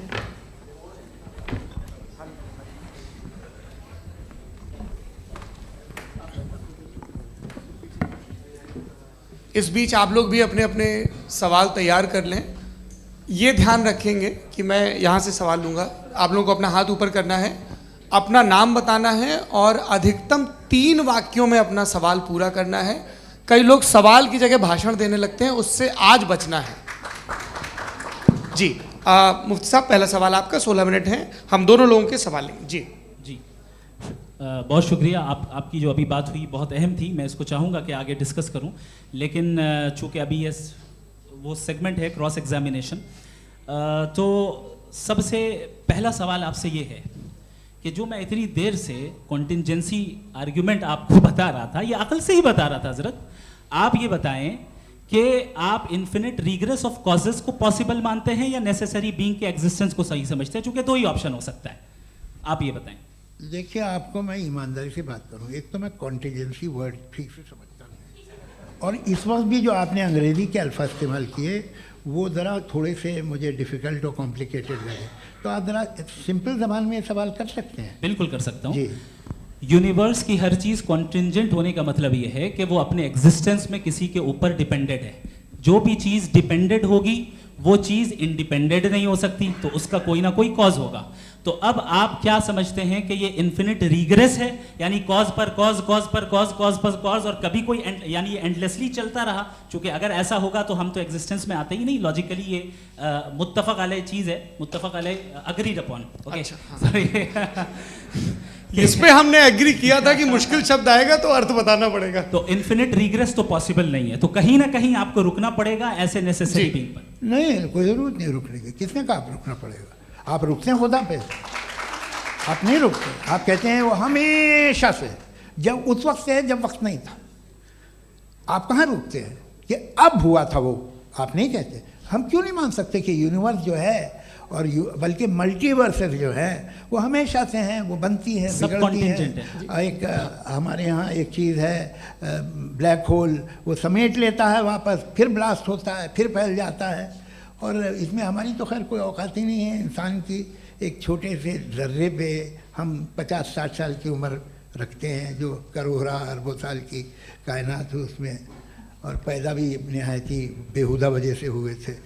तो इसमें ये सोचना कि इसकी वजूहात और ये क्यों है, ये डिपेंडेंट है, ये हम देख रहे हैं, क्या मालूम। आप सोचिए कि ये जो फैल रही है कायनात, ये कहाँ फैल रही है, ये कहाँ जा रही है, और ये फैल क्यों रही है? अरे बना ली थी तुमने, रुको भैया, हाँ काफ़ी है। ये फैल क्यों रही है? ये और कौन सी कायनात जिसे मैं दूरबीन से देखता हूँ तो 2 बिलियन लाइट ईयर पे है, उससे मेरा कोई वास्ता ही नहीं है। 2 बिलियन ईयर यानी अगर मैं 80,000 माइल्स पर सेकेंड से चलूँ तो 20 करोड़ साल में वहाँ पहुँच जाऊँगा। इसकी ज़रूरत क्या थी? ये दुनिया, ये कायनात तो इंसान अशरफुल मखलूक़ात के लिए बनाई गई ना। तो ये सब ये टर्म समझ में नहीं आया, इसमें कोई ख़ास समझने वाली बात थी भी नहीं। ये जो अल्टीमेट कहा यह जाता है कि ये जो पूरी यूनिवर्स है, ये जो दुनिया है, ये इंसान के लिए बनाई गई। अच्छा, ये सब इंसान के लिए। क्यों साहब, सही है ना? बिल्कुल, लेकिन इसका ये मतलब नहीं कि किसी चीज के पीछे रीजन आपको नहीं पता तो रीजन नहीं है, इसे कहते हैं नहीं, argument from limited perspective। मुझे नहीं पता, लेकिन मेरी जिम्मेदारी नहीं है। वो बिल्कुल सही कहा था उसने, बर्टन रसल ने, आपने उसे मजाक में टाल दिया कि भाई आप एक दावा कर रहे हैं, मैं क्यों कहूँ कि ये गलत है दावा, आप प्रूफ कीजिए, मेरे पे जिम्मेदारी ही नहीं है, मैंने थोड़ी कहा है, आप प्रूफ कीजिए कि ये सही है। आप आर्ग्यूमेंट ऑफ कंटिजेंसी आप का जवाब कोई ही नहीं दे सवाल रहे हैं। पूछना चाहेंगे? है? आप सवाल पूछना चाहेंगे मुफ्ती साहब से? क्योंकि ये क्रॉस एग्जामिनेशन का दौर है। आप जैसे पहले बोल रहे थे फेथ को लेके कुछ। मैं ये पूछना चाहूँगा कि खुदा ने जो भी रेवलेशन किए हैं, एक मज़हब के नहीं बहुत से मज़हबों में किए हैं, अलग अलग रेवलेशन है, कहीं कुछ एक बातें हैं, कॉन्ट्रडिक्शन भी है आपस में, कहीं कुछ आप कर सकते हैं, कहीं कुछ नहीं कर सकते, ऐसा नहीं है कि सबकी कोड ऑफ मॉरल एक है। तो ये किस्सा क्या है? अब आप ये देखिए कि मुझे कभी कभी लगता है कि ये जो फुटबॉल फाइनल होता है, लाखों लोग होते हैं, फिर वो टीवी कवर करती, करोड़ों लोग, अगर उसमें खुदा की एक बूमिंग आवाज़ आ जाती, मैं गॉड हूँ, तो सारे लोग अभी सुन लेते और टीवी पे भी सुन लेते, किस्सा ख़त्म होता। ये इतनी राजदारी क्या है कि तुम सामने कुछ तो सबूत दे दो हमें सॉलिड। ये कह रहा साहब ये यूनिवर्स कैसे बनी, इससे मसला क्या हल होगा? मैं पूछूंगा आपसे खुदा कैसे बना, क्यों नहीं पूछूंगा कैसे बना? बल्कि वो तो कायनात से कहीं ज़्यादा इंटेलिजेंट है, कायनात से कहीं ज़्यादा कॉम्प्लेक्स। जी वो हमेशा से है, आप कहेंगे मैं मान लूँगा। अच्छा दोयम वो कादिर मुतलक, यानी कादिर मुतलक का मतलब ओमनीपोटेंट, वो जो चाहे कर सकता है, आपको नौकरी दिलवा सकता है, आपकी अच्छी जगह शादी करवा सकता है, आपके पड़ोसी का मुकदमा हरवा सकता है, आपको जिता सकता है, सब काम करता है। थोड़ा सा माइक क्लोज जी। वो इस दुनिया को चला कैसे रहा है, ये दुनिया कैसे चल रही है, आपको इस पर हैरत नहीं होती? या क़यामत के बाद कभी एक जस्टिस होगा, जब ये बच्चा मर चुका होगा जिसकी धज्जियाँ उड़ गई बम से, इसको इंसाफ मिलेगा तब? अच्छा अब जवाब दूं? हाँ दीजिए। मैं वही इसीलिए आप ही की तरफ आता। सबसे पहले आपने रेवलेशन और स्क्रिप्चर्स की बात की, इस पे मैं बात कर सकता हूं लेकिन आज नहीं करूंगा चूंकि वक्त कम है, कभी और इस पे डिस्कस करेंगे। मैं तैयार हूं उस पे भी बात करने के लिए। ये अभी से राउंड 2 की भूमिका तय हो रही है।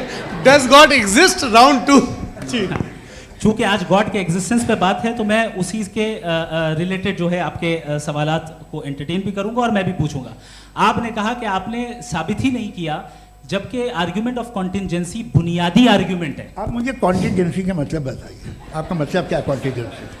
कॉन्टिजेंसी का मतलब यह हुआ कि हर वो वजूद जो किसी भी चीज का पाबंद है, हर वो वजूद या हर वो चीज जो अपने एग्जिस्टेंस में किसी भी चीज के पाबंद है और उससे बाउंड है, उसको उसकी ज़रूरत है, उस पर डिपेंड करती है, तो जाहिर सी बात है कि उसका कोई ना कोई कॉज होता है। ये तो अक्ल की बात है, ये आप रीजनिंग की बात करते हैं, मैं वही कर रहा हूँ। दूसरी चीज़ आपने ये बात कही कि इतने बिलियन लाइट ईयर्स दूर है, उसका मेरा क्या लेना देना। फिर मेरे ख्याल से आपको ये नहीं कहना चाहिए I think therefore I am an atheist. आपको सोचना चाहिए, सिर्फ आप एक लिमिटेड दायरे में रहकर नहीं सोचें बल्कि बाहर निकलकर सोचें। आपने तीसरा सवाल किया, आपने 2-3 सवाल एक साथ। ऐसी बातें ना कीजिए, कुछ लोगों को इतराज हो जाएगा आप पे कि आप कुछ भी सोचिए, ये इजाज़त आपको है नहीं, मुझे है।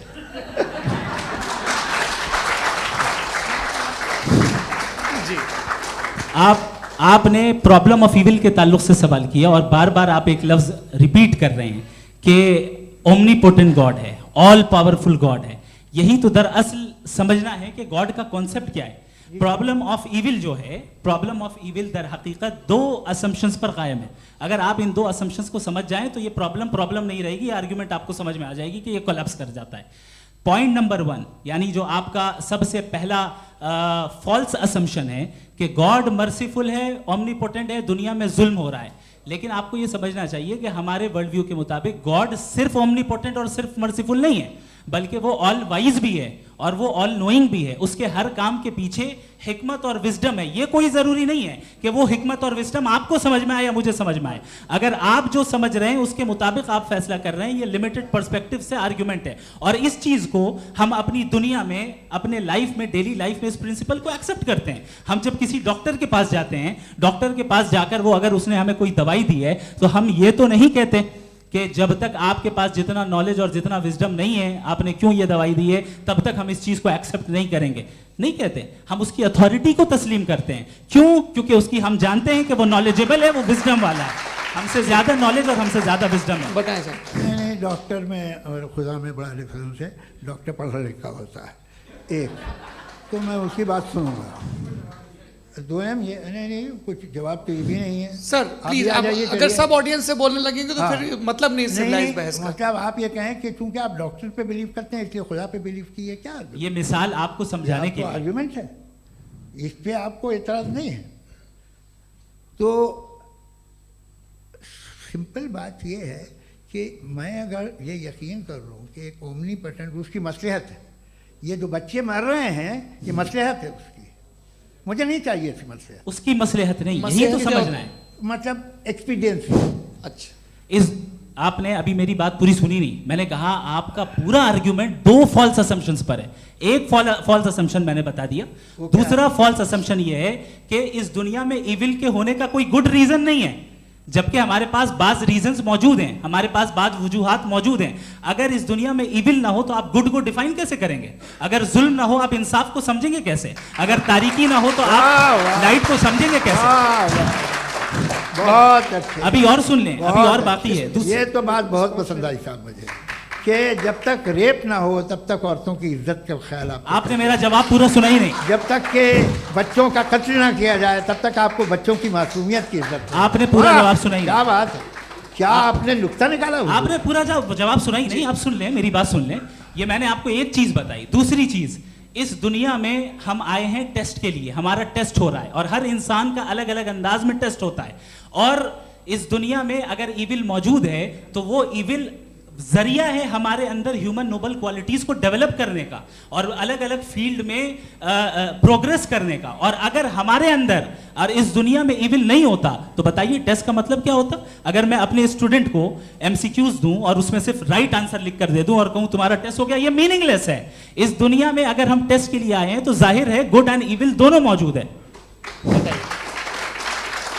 तो अगर गुड एंड इविल दोनों मौजूद है तो ये इविल भी खुदा का बनाया हुआ है?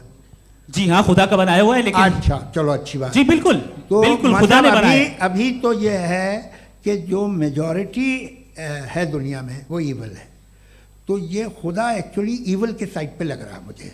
बिल्कुल भी नहीं, मैं बताता हूं। मेजॉरिटी में तो वो है।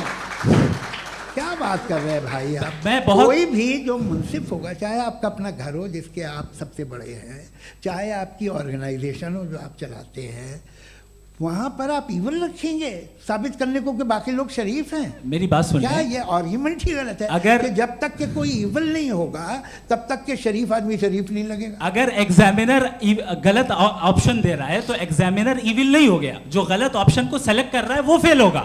क्रिएटर ने इविल को बनाया है लेकिन वो इविल नहीं है। अच्छा सुनिए मेरी बात, हाँ। Let me complete sir. जी जी। क्रिएटर ने इविल को बनाया है टेस्ट के लिए, वो इविल नहीं है। इविल वो होगा जो उसे इख्तियार करेगा। छुरी को बनाने वाला गलत नहीं होता है, छुरी का गलत इस्तेमाल करने वाला गलत होता है। रेप को कैसे गलत इस्तेमाल करते हैं? रेप इंसान के फ्री विल का नतीजा है।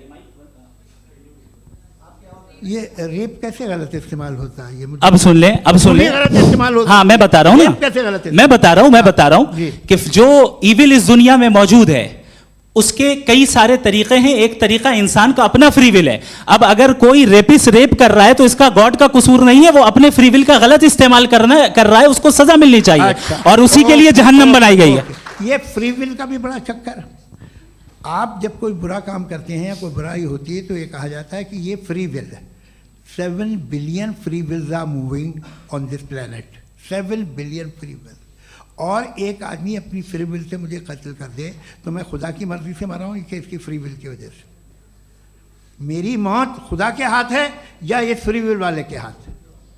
खुदा ने फ्री विल का निजाम बनाया है और उस निजाम का गलत इस्तेमाल करके कोई आपको मार रहा है, इस्तेमाल करके मेरा कत्ल कर देता है। अब मेरी मौत का जिम्मेदार कौन है? वो इंसान जिम्मेदार है। वो इंसान। जी। तो ये कहना कि और उसको सजा मिलेगी। तो अब आप आगे चलिए कि ये तय करना कि अल्लाह ही या अल्लाह ने खुदा ही जिंदगी देता है, खुदा ही मौत देता है, ये गलत है। बिल्कुल गलत नहीं है। हाँ, नहीं, निजाम उसी ने बनाया फ्री विल का, निजाम मौत और हयात का उसी ने बनाया। You are contradicting yourself. अभी आपने कहा कि एक आदमी ने फ्री विल से आपको मार दिया, इसमें उसे फ्री विल दी गई थी, उसने गलत इस्तेमाल किया। 7 billion free wills are moving on this planet, और आप चाह रहे हैं कि मैं सिर्फ खुदा का ध्यान करूं। ये 7 बिलियन फ्री विल्स को मुझे लुक आफ्टर करना पड़ेगा कि नहीं? ये तो तबाहियां कर रही हैं, और तबाहियां ज़्यादा हो रही हैं। बिल्कुल। तो अगर आप बताएं अगर खुदा नहीं है फॉर एग्जाम्पल, तो आप इविल को कैसे डिसाइड करेंगे? यानी how can you define evil objectively without God? देखिए, दुनिया में 2 तरह के जानवर हैं, एक जो अकेले रहते हैं जंगल में, और एक जो ग्रुप्स में रहते हैं। ग्रुप में जो भी रहेगा, चाहे वो आपका फाउंडेशन हो, चाहे कोई क्लब हो, चाहे कोई पॉलिटिकल पार्टी हो, चाहे कोई यूनिट हो, उसमें आपको इंटरैक्ट करने के रूल बनाने पड़ेंगे। यानी लोग तय करेंगे। लोग तय करेंगे। अगर लोगों ने ये तय किया कि किसी का रेप करना सही है, आप जस्टिफाई करेंगे? नहीं, आपका फाउंडेशन तो ये हो गया ना कि लोग ही विल डिसाइड करेंगे। नहीं, अरे दुनिया में ऐसे ग्रुप्स हैं जो रेप को जायज़ मानते हैं सर्टेन हालात में। मैं डिटेल में नहीं जानूंगा, आप भी जानते हैं। ये जो आईसिस वाले थे, इन्होंने क्या किया था, तो उन्होंने क्या किया उसका खुदा से कोई ताल्लुक नहीं है सर। मैंने सिंपल सवाल किया कि इविल को आप डिफाइन करते कैसे हैं? आइए वापस आइए जी। आप साथ में तभी रह सकते हैं जब कुछ आप ऐसे उसूल डेवलप करें जिसमें हर एक का बेसिक तहफ़्फ़ुज़, हर एक का बेसिक राइट हो, और हर एक को कोई आराम मिले। यही तरीक़ा है किसी भी ऑर्गेनाइजेशन जिसमें एक से ज़्यादा लोग हैं और वो ऐसे चलती है ज़िंदगी। उसमें अगर आप गड़बड़ करेंगे तो तबाही होगी, नुकसान होगा, बर्बादियाँ आएंगी। और अगर उसमें आप घर ले लीजिए ना, एक हस्बैंड है, एक वाइफ है, बच्चे हैं, वालदा भी हैं, 2 बहनें भी हैं, एक भाई भी है। अब इसमें कोई निज़ाम आपको चाहिए साथ में रहने का, और एक दूसरे पे भरोसा रहे, एक दूसरे के बहीख्वाह हों, एक दूसरे की मदद करें, ऐसी जिंदगी। सर आपकी बात आ गई। आप ये कह रहे हैं कि लोग डिसाइड करेंगे क्या सही है क्या गलत है, यही है? मेजॉरिटी डिसाइड करेगी क्या सही है क्या गलत है? अरे भाई बिल्कुल। मेजॉरिटी अगर ये कहे कि नाजी जर्मनी के साथ जिस तरह मेजॉरिटी थी कि जेनोसाइड करना सही है, आप जस्टिफाई करेंगे?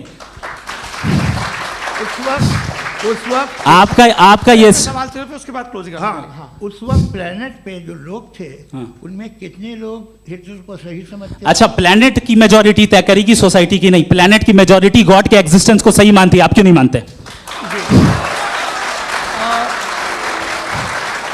ये हेलो ये क्रॉस क्वेश्चन का राउंड यहाँ पर समाप्त होता है। और ये बड़ा अच्छा है कि इस तरह से फ्रेगमेंट कर दिया गया है ताकि जो मरकरी ऊपर जा रहा है नीचे जवाब दे दूं। जी। प्लेनेट की ज़्यादातर मेजॉरिटी कुछ दूसरे मजहबों के खुदा को मानती है। आप उन्हें क्यों नहीं? आप तो मेजॉरिटी की बात कर रहे हैं। अच्छा, ये क्लोजिंग आप ये कह रहे हैं इविल और गुड को डिसाइड मेजॉरिटी करेगी, मेजॉरिटी जो कर दे वो सही हो जाएगा। क्लोजिंग इसको जैसा आप ही लोगों ने तय किया है उसी फॉर्मेट को फॉलो कर लेते हैं। हाँ भाई, मैंने तो भले लोगों पे एतबार किया और तब मॉडरेशन तय किया। जी, आपके पास 5 मिनट का वक्त है, क्लोजिंग आर्ग्यूमेंट है, उसके बाद हम ऑडियंस से क्वेश्चन आंसर लेंगे जावेद साहब की क्लोजिंग आर्ग्यूमेंट के बाद। ओके, बहुत शुक्रिया जी। हमारा जो टॉपिक है डज गॉड एग्जिस्ट, मैं इस पे इतने एकेडमिक तैयारी करके आया था। मुझे था कि मैंने सोचा था कि कई सारे मैं आर्ग्यूमेंट्स दूंगा, लेकिन वक्त की भी किल्लत और जावेद साहब बार बार इधर उधर चले जा रहे थे तो उसको भी थोड़ा एंटरटेन करना पड़ गया। डज गॉड एग्जिस्ट पे मैं एक ही आर्ग्यूमेंट दे पाया। आर्ग्यूमेंट्स बहुत हैं और डेफिनेटिव आर्ग्यूमेंट्स हैं, और मेरे आर्ग्यूमेंट को किसी एक राउंड में भी इन्होंने एंटरटेन नहीं किया और रेफ्यूट नहीं किया। एक राउंड में भी नहीं, एक राउंड में भी नहीं। और ना ही अभी आपका क्लोजिंग आर्ग्यूमेंट आएगा, नहीं, वो बता देना। Argument of contingency sir. अरे मैं आपसे कई बार कह चुका हूं कंटिजेंसी का मतलब अब मैं कैसे समझाऊं आपको? आपस में हाँ, आप और कितने आसानी से समझाऊं मैं, मुझे तो नहीं समझ में आ रहा है। आप अपनी आर्ग्यूमेंट ऑफ कंटिजेंसी उर्दू में बोल सकते हैं। हाँ, आप अपनी बात पूरी कर लें जी, आखिरी 4 मिनट। दूसरी चीज, just a minute please ma'am, can I talk? दूसरी चीज ये है कि आपने एक तो इसका जवाब नहीं दिया, दूसरा आपने गॉड के ना होने पर कोई डेफिनेटिव आर्ग्यूमेंट नहीं दिया, सिर्फ मजहब पे बात कर रहे हैं आप। मजहब तो आज हमारा टॉपिक ही नहीं था। आज तो हमारा टॉपिक हो, आप मजहब से ले लेकर आईएस तक चले गए, भाई हमारा क्या ताल्लुक है उससे? We condemn them. और उसका गॉड से क्या ताल्लुक है? अगर कोई गलत काम कर रहा है, किसी ने किसी को कत्ल किया, किसी ने किसी का रेप किया, उसको सजा मिलनी चाहिए। और आपके पास कोई भी rational strong foundation of morality नहीं है। आपने कहा कि मेजॉरिटी तय करेगी सोसाइटी की, वो सही होगा। मैंने कहा हिटलर को, फिर आप सही कहेंगे नहीं, प्लैनेट की सोसाइटी की मेजॉरिटी तय करेगी। तो प्लैनेट की मेजॉरिटी गॉड के एग्जिस्टेंस को मानती है, आप कह रहे हैं ये रिलीजियस है। तो यानी आपके पास कोई स्ट्रॉन्ग फाउंडेशन नहीं है ऑब्जेक्टिव मोरालिटी का। ऑब्जेक्टिव मोरालिटी का अगर कोई फाउंडेशन है तो वो सिर्फ गॉड है, गॉड है, गॉड है। थैंक यू जी। ये मुफ्ती शमाइल नदवी साहब का क्लोजिंग आर्ग्यूमेंट था। अब हमारे पास जी ये बड़ा अच्छा है कि दोनों लोगों को मॉडरेटर से शिकायत भी और बोल रहे हैं भाई हमारी शाबाशी भी तो करते चलो। अब मेरी बात जी, आपके पास जावेद अख्तर साहब 5 मिनट का वक्त है। ये आपका क्लोजिंग आर्ग्यूमेंट है, टाइम रीसेट कर दें जी। देखिए, बहुत सारी बातें हैं। गॉड का डेफिनेशन दुनिया के किसी भी रिलीजन में है कि वो ओमनीपोटेंट है, ओमनीप्रेजेंट है, he is just, he is kind, he loves you and so on. मैं जब दुनिया देखता हूँ तो मुझे कोई ऐसा सुप्रीम पावर यहाँ दिखाई नहीं देती है जो इंसान की बहबूदी के लिए कुछ कर रही हो, कमज़ोर को बचा रही हो, मदद कर रही हो, जालिम को पीछे हटा रही हो। मैं नहीं देखा, तारीख़ में नहीं। एक तो अगर है और ये देख रहा है तमाशा, तो उसका होना न होना बराबर है। दोयम ये कि ये जो है, जब आप ये कहते हैं कि कायनात जिसकी कंटिजेंसी है, मैं देखिए वो लफ्ज़ इस्तेमाल किया मैं, तो ये कैसे हो सकती है भाई? और फ़ौरन आप सरेंडर कर देते हैं कि जाहिर है कि इसका बनाने वाला तो इससे 10,000 गुना ज़्यादा कॉम्प्लिकेटेड होगा। उस पर आपके होने पे कोई इतराज़ नहीं है। उसे वो टाइमलेस है, वो पहले से था, टाइम तो बहुत बाद में आया। ये सब आप मानने को तैयार है जिसका आपके पास कोई सबूत नहीं, आपके पास कोई रीज़न नहीं है। आपकी तारीख क्या है मज़हबों की? बिलीफ की, जो खुदाओं का बिलीफ है, ये कॉन्स्टेंटली गलत साबित होता रहा है। मतलब आप कहें कि अरिस्टोटल के ज़माने में तो सब जाहिल थे, वो भी इतने ही यकीन से खुदा पे यकीन रखते थे, जो अब नहीं रहा। ये भी नहीं रहेगा, आप लिख लीजिए। और इसके आसार आपको दुनिया में दिखाई देना शुरू हो चुके हैं। ये बहस क्या आज से 100 साल पहले इस तरह हो सकती थी? यहाँ तक तो आपको हम ले आए हैं। तो सर अरे इनको मदद की ज़रूरत नहीं भाई, ये सेल्फ सफिशिएंट आदमी है, आप क्यों इनकी मदद कर रहे हैं? Sir please. तो ये जो है तमाम बातें अपनी जगह हैं। ये एक पैकेज है।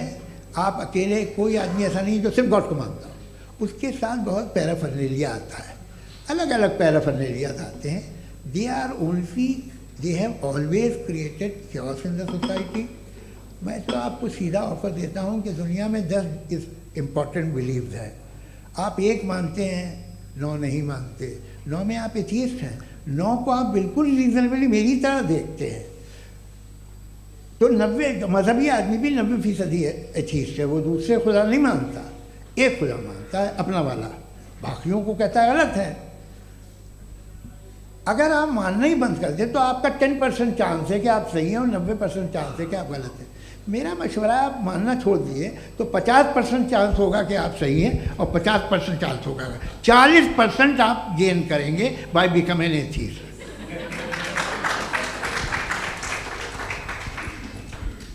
ये एक फरसूदा ख्याल है, ये ख़त्म हो रहा है।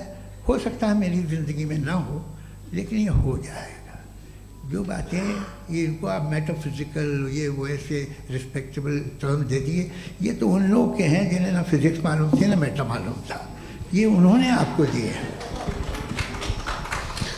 जी बहुत शुक्रिया आप दोनों लोगों का। और अब इस बातचीत का आखिरी राउंड शुरू होगा, डज गॉड एग्जिस्ट की ये बहस मुफ्ती शमाइल नदवी और जावेद अख्तर साहब के बीच। आप लोग अपने अपने हाथ ऊपर करेंगे, मैं यहाँ से तय करूँगा। और माइक हमारे पास है क्या? एक ही माइक है ऑडियंस के लिए? 2 माइक है, एक इस तरफ एक इस तरफ, ठीक है। तो जी सबसे पहले हमारी सहयोगी हैं मारिया शकील जी, पूछिए सवाल। थोड़ा सा रुकेंगे ताकि कैमरे का फ्रेम आप पर आ जाए, आपकी तो प्रैक्टिस है टीवी की। जी नदवी साहब, मैं खुदा को मानती हूँ, पहले पहले मैं इसी प्रमाइस से शुरू कर रही हूँ और ये बता रही हूँ आपको, मैं मानती हूँ, लेकिन कुछ सवाल हैं जो जावेद साहब ने उठाया, उसका जवाब आपको देना चाहिए। पहला सवाल ये कि गज़ा में सालों से छोटे बच्चे मर रहे हैं, वो उनको अगर खुदा मर्सीफुल है, हम मानते हैं कि अल्लाह ताला में बहुत ताकत है, तो वो बच्चे क्यों मर रहे हैं? दूसरी बात ये कि अगर कंटिजेंसी की जो आप बात करते हैं, पूरे मुस्लिम ममालिक मिल करके भी उन गज़ा के बच्चों को क्यों नहीं बचा पा रहे हैं? क्योंकि अगर वो चाहते, क्योंकि अल्लाह ताला उन पर हुकूमत करते हैं, सब पर हुकूमत करते हैं, तो वो उनको क्यों नहीं बचा? जी, थैंक यू वेरी मच। बहुत अच्छा किया आपने इस चीज़ को जिक्र कर दिया, मैं इसको और अच्छे से एक्सप्लेन करने की कोशिश करता हूँ। देखें, जहाँ तक आपने कहा कि गज़ा के बच्चों को मारा जा रहा है, देखें दो वर्ल्ड व्यू है, एक एथिस्टिक वर्ल्ड व्यू, एक थीस्टिक वर्ल्ड व्यू है। बच्चे मर रहे हैं दोनों वर्ल्ड व्यू में, लेकिन हमारा वर्ल्ड व्यू कह रहा है कि रिकॉम्पेंस है, ये कह रहे हैं कि उनका मरना बेकार जाने वाला है, कोई उसका रिकॉम्पेंस नहीं है, चूंकि इनके यहाँ आखिरत और अल्लाह का कोई तसव्वुर या गॉड का कोई तसव्वुर नहीं है। आपने ये सवाल किया कि गॉड मर्सीफुल है, क्यों नहीं रोकता? ये मैंने बताया कि ये मिसकंसेप्शन है लोगों के दरमियान कि गॉड को सिर्फ मर्सीफुल और ओमनीपोटेंट समझते हैं। गॉड के सिर्फ यही दो एट्रीब्यूट्स नहीं हैं, गॉड के कई सारे एट्रीब्यूट्स हैं, उनमें से अल हकीम भी है, उनमें से ऑल वाइज भी है, ऑल नोइंग भी है। लिहाजा अगर इस दुनिया में किसी को तकलीफ आ रही है और गॉड उसको नहीं रोक रहा है, वो इसलिए नहीं रोक रहा है चूंकि इंसानों को फ्री विल दिया गया है। ठीक इसी तरीके से अगर एक डॉक्टर किसी छोटे बच्चे को इंजेक्शन लगा रहा है, उसे तकलीफ पहुंच रही है, उसके लिमिटेड पर्सपेक्टिव के एतबार से ये गलत हो रहा है और डॉक्टर बुरा है। लेकिन जब आप ब्रॉडर पिक्चर को देखेंगी, आपके और हमारे पास सिर्फ एक पिक्सल है, हमें इतना नजर आ रहा है कि गज़ा में कत्ल हो रहा है, लेकिन इसके पीछे कितना रिकॉम्पेंस उनको मिलने वाला है, पूरा पिक्चर गॉड के पास है। तो एक पिक्सल से आप पूरे पिक्चर को कभी भी जज नहीं कर सकती। आप इसमें कुछ जोड़ना चाहेंगे? आपको कुछ बोलना है इसमें? भैया आपने बहुत अच्छा जस्टिफिकेशन दिया, या आप वो जो वहाँ के प्राइम मिनिस्टर इजराइल के उन्हें भेजिए, वो बहुत खुश होंगे। आप जस्टिफिकेशन दे देना कि अगर गॉड नहीं है तो बच्चे क्यों मर रहे हैं, आप बताएं। वो ये सवाल पूछ रहे हैं कि अगर आप ईश्वर का अस्तित्व नहीं मानते हैं तो उन बच्चों की मौत को आप कैसे इंटरप्रेट करते हैं?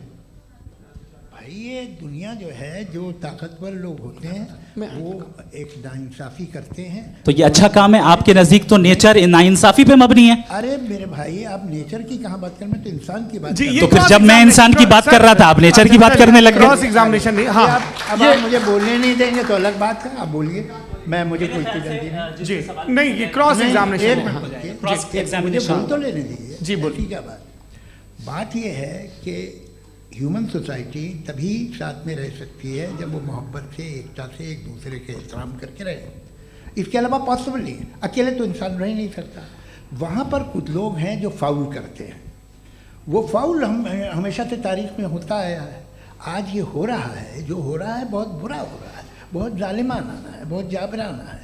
उसको आप कहें कि ये बच्चों को कॉम्पनसेशन मिल जाएगा या इसकी इंजेक्शन है, इंजेक्शन तो हेल्थ के लिए दिया जाता है। आप ये कह रहे हैं कि ये बच्चों की जो धज्जियां उड़ रही हैं ये इंजेक्शन है, ये टेस्ट है, ये टेस्ट है, और उस टेस्ट में उनको ऐसा रिकॉम्पेंस मिलेगा जो आपके तसव्वुर के बाहर है। ये आप 3 बरस के बच्चे को बारूद से उड़ा के टेस्ट ले रहे हैं। वाह, वो नहीं ले रहा है, खुदा नहीं उड़ा रहा है, इजराइल उड़ा रहा है। जी, ये तो उसको कंडेम करें। अगला सवाल लेते हैं प्रोफेसर पुरुषोत्तम अग्रवाल। मुफ्ती साहब, एक निवेदन आपसे है कि कम से कम थोड़ा सा माइक क्लोज, एक रिलीजियस और फिलॉसफिकल कर मैं प्लीज। एक रिलीजियस और फिलोसॉफिकल ट्रेडिशन है जो ब्रह्मांड को यानी यूनिवर्स को ही अंतिम मानती है।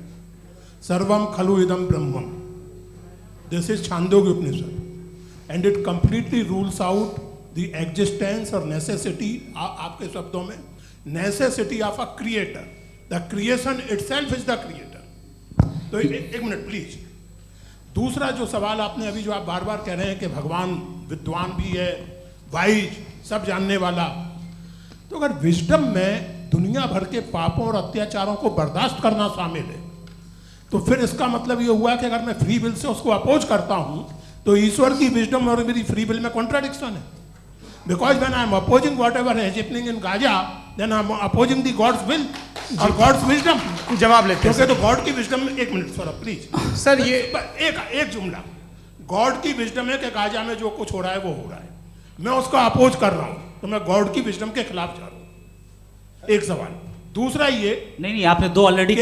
सर आप और सवाल कर लें, लेकिन मुझे 2 जवाब दे सर, दीजिए। पहले आपने ये कहा, सुनिए मेरी बात सुनिए। भाई इजराइल के गॉड के मुताबिक तुम्हारा ठीक हो रहा है ना? नहीं हो रहा है, ठीक नहीं हो रहा है, मैं बता रहा हूँ क्या हो रहा है। आप तशरीफ रखिए, मैं बता रहा हूँ क्या हो रहा है। Late me complete please. एक सेकंड गाइस, एक सेकंड। ये देखिए, ऐसा है कि ये सब बड़ा आपस में विचार विमर्श के बाद ये तय हुआ था कि कुछ नियम बना लिए जाएं ताकि एक टाइम बाउंड बातचीत चले।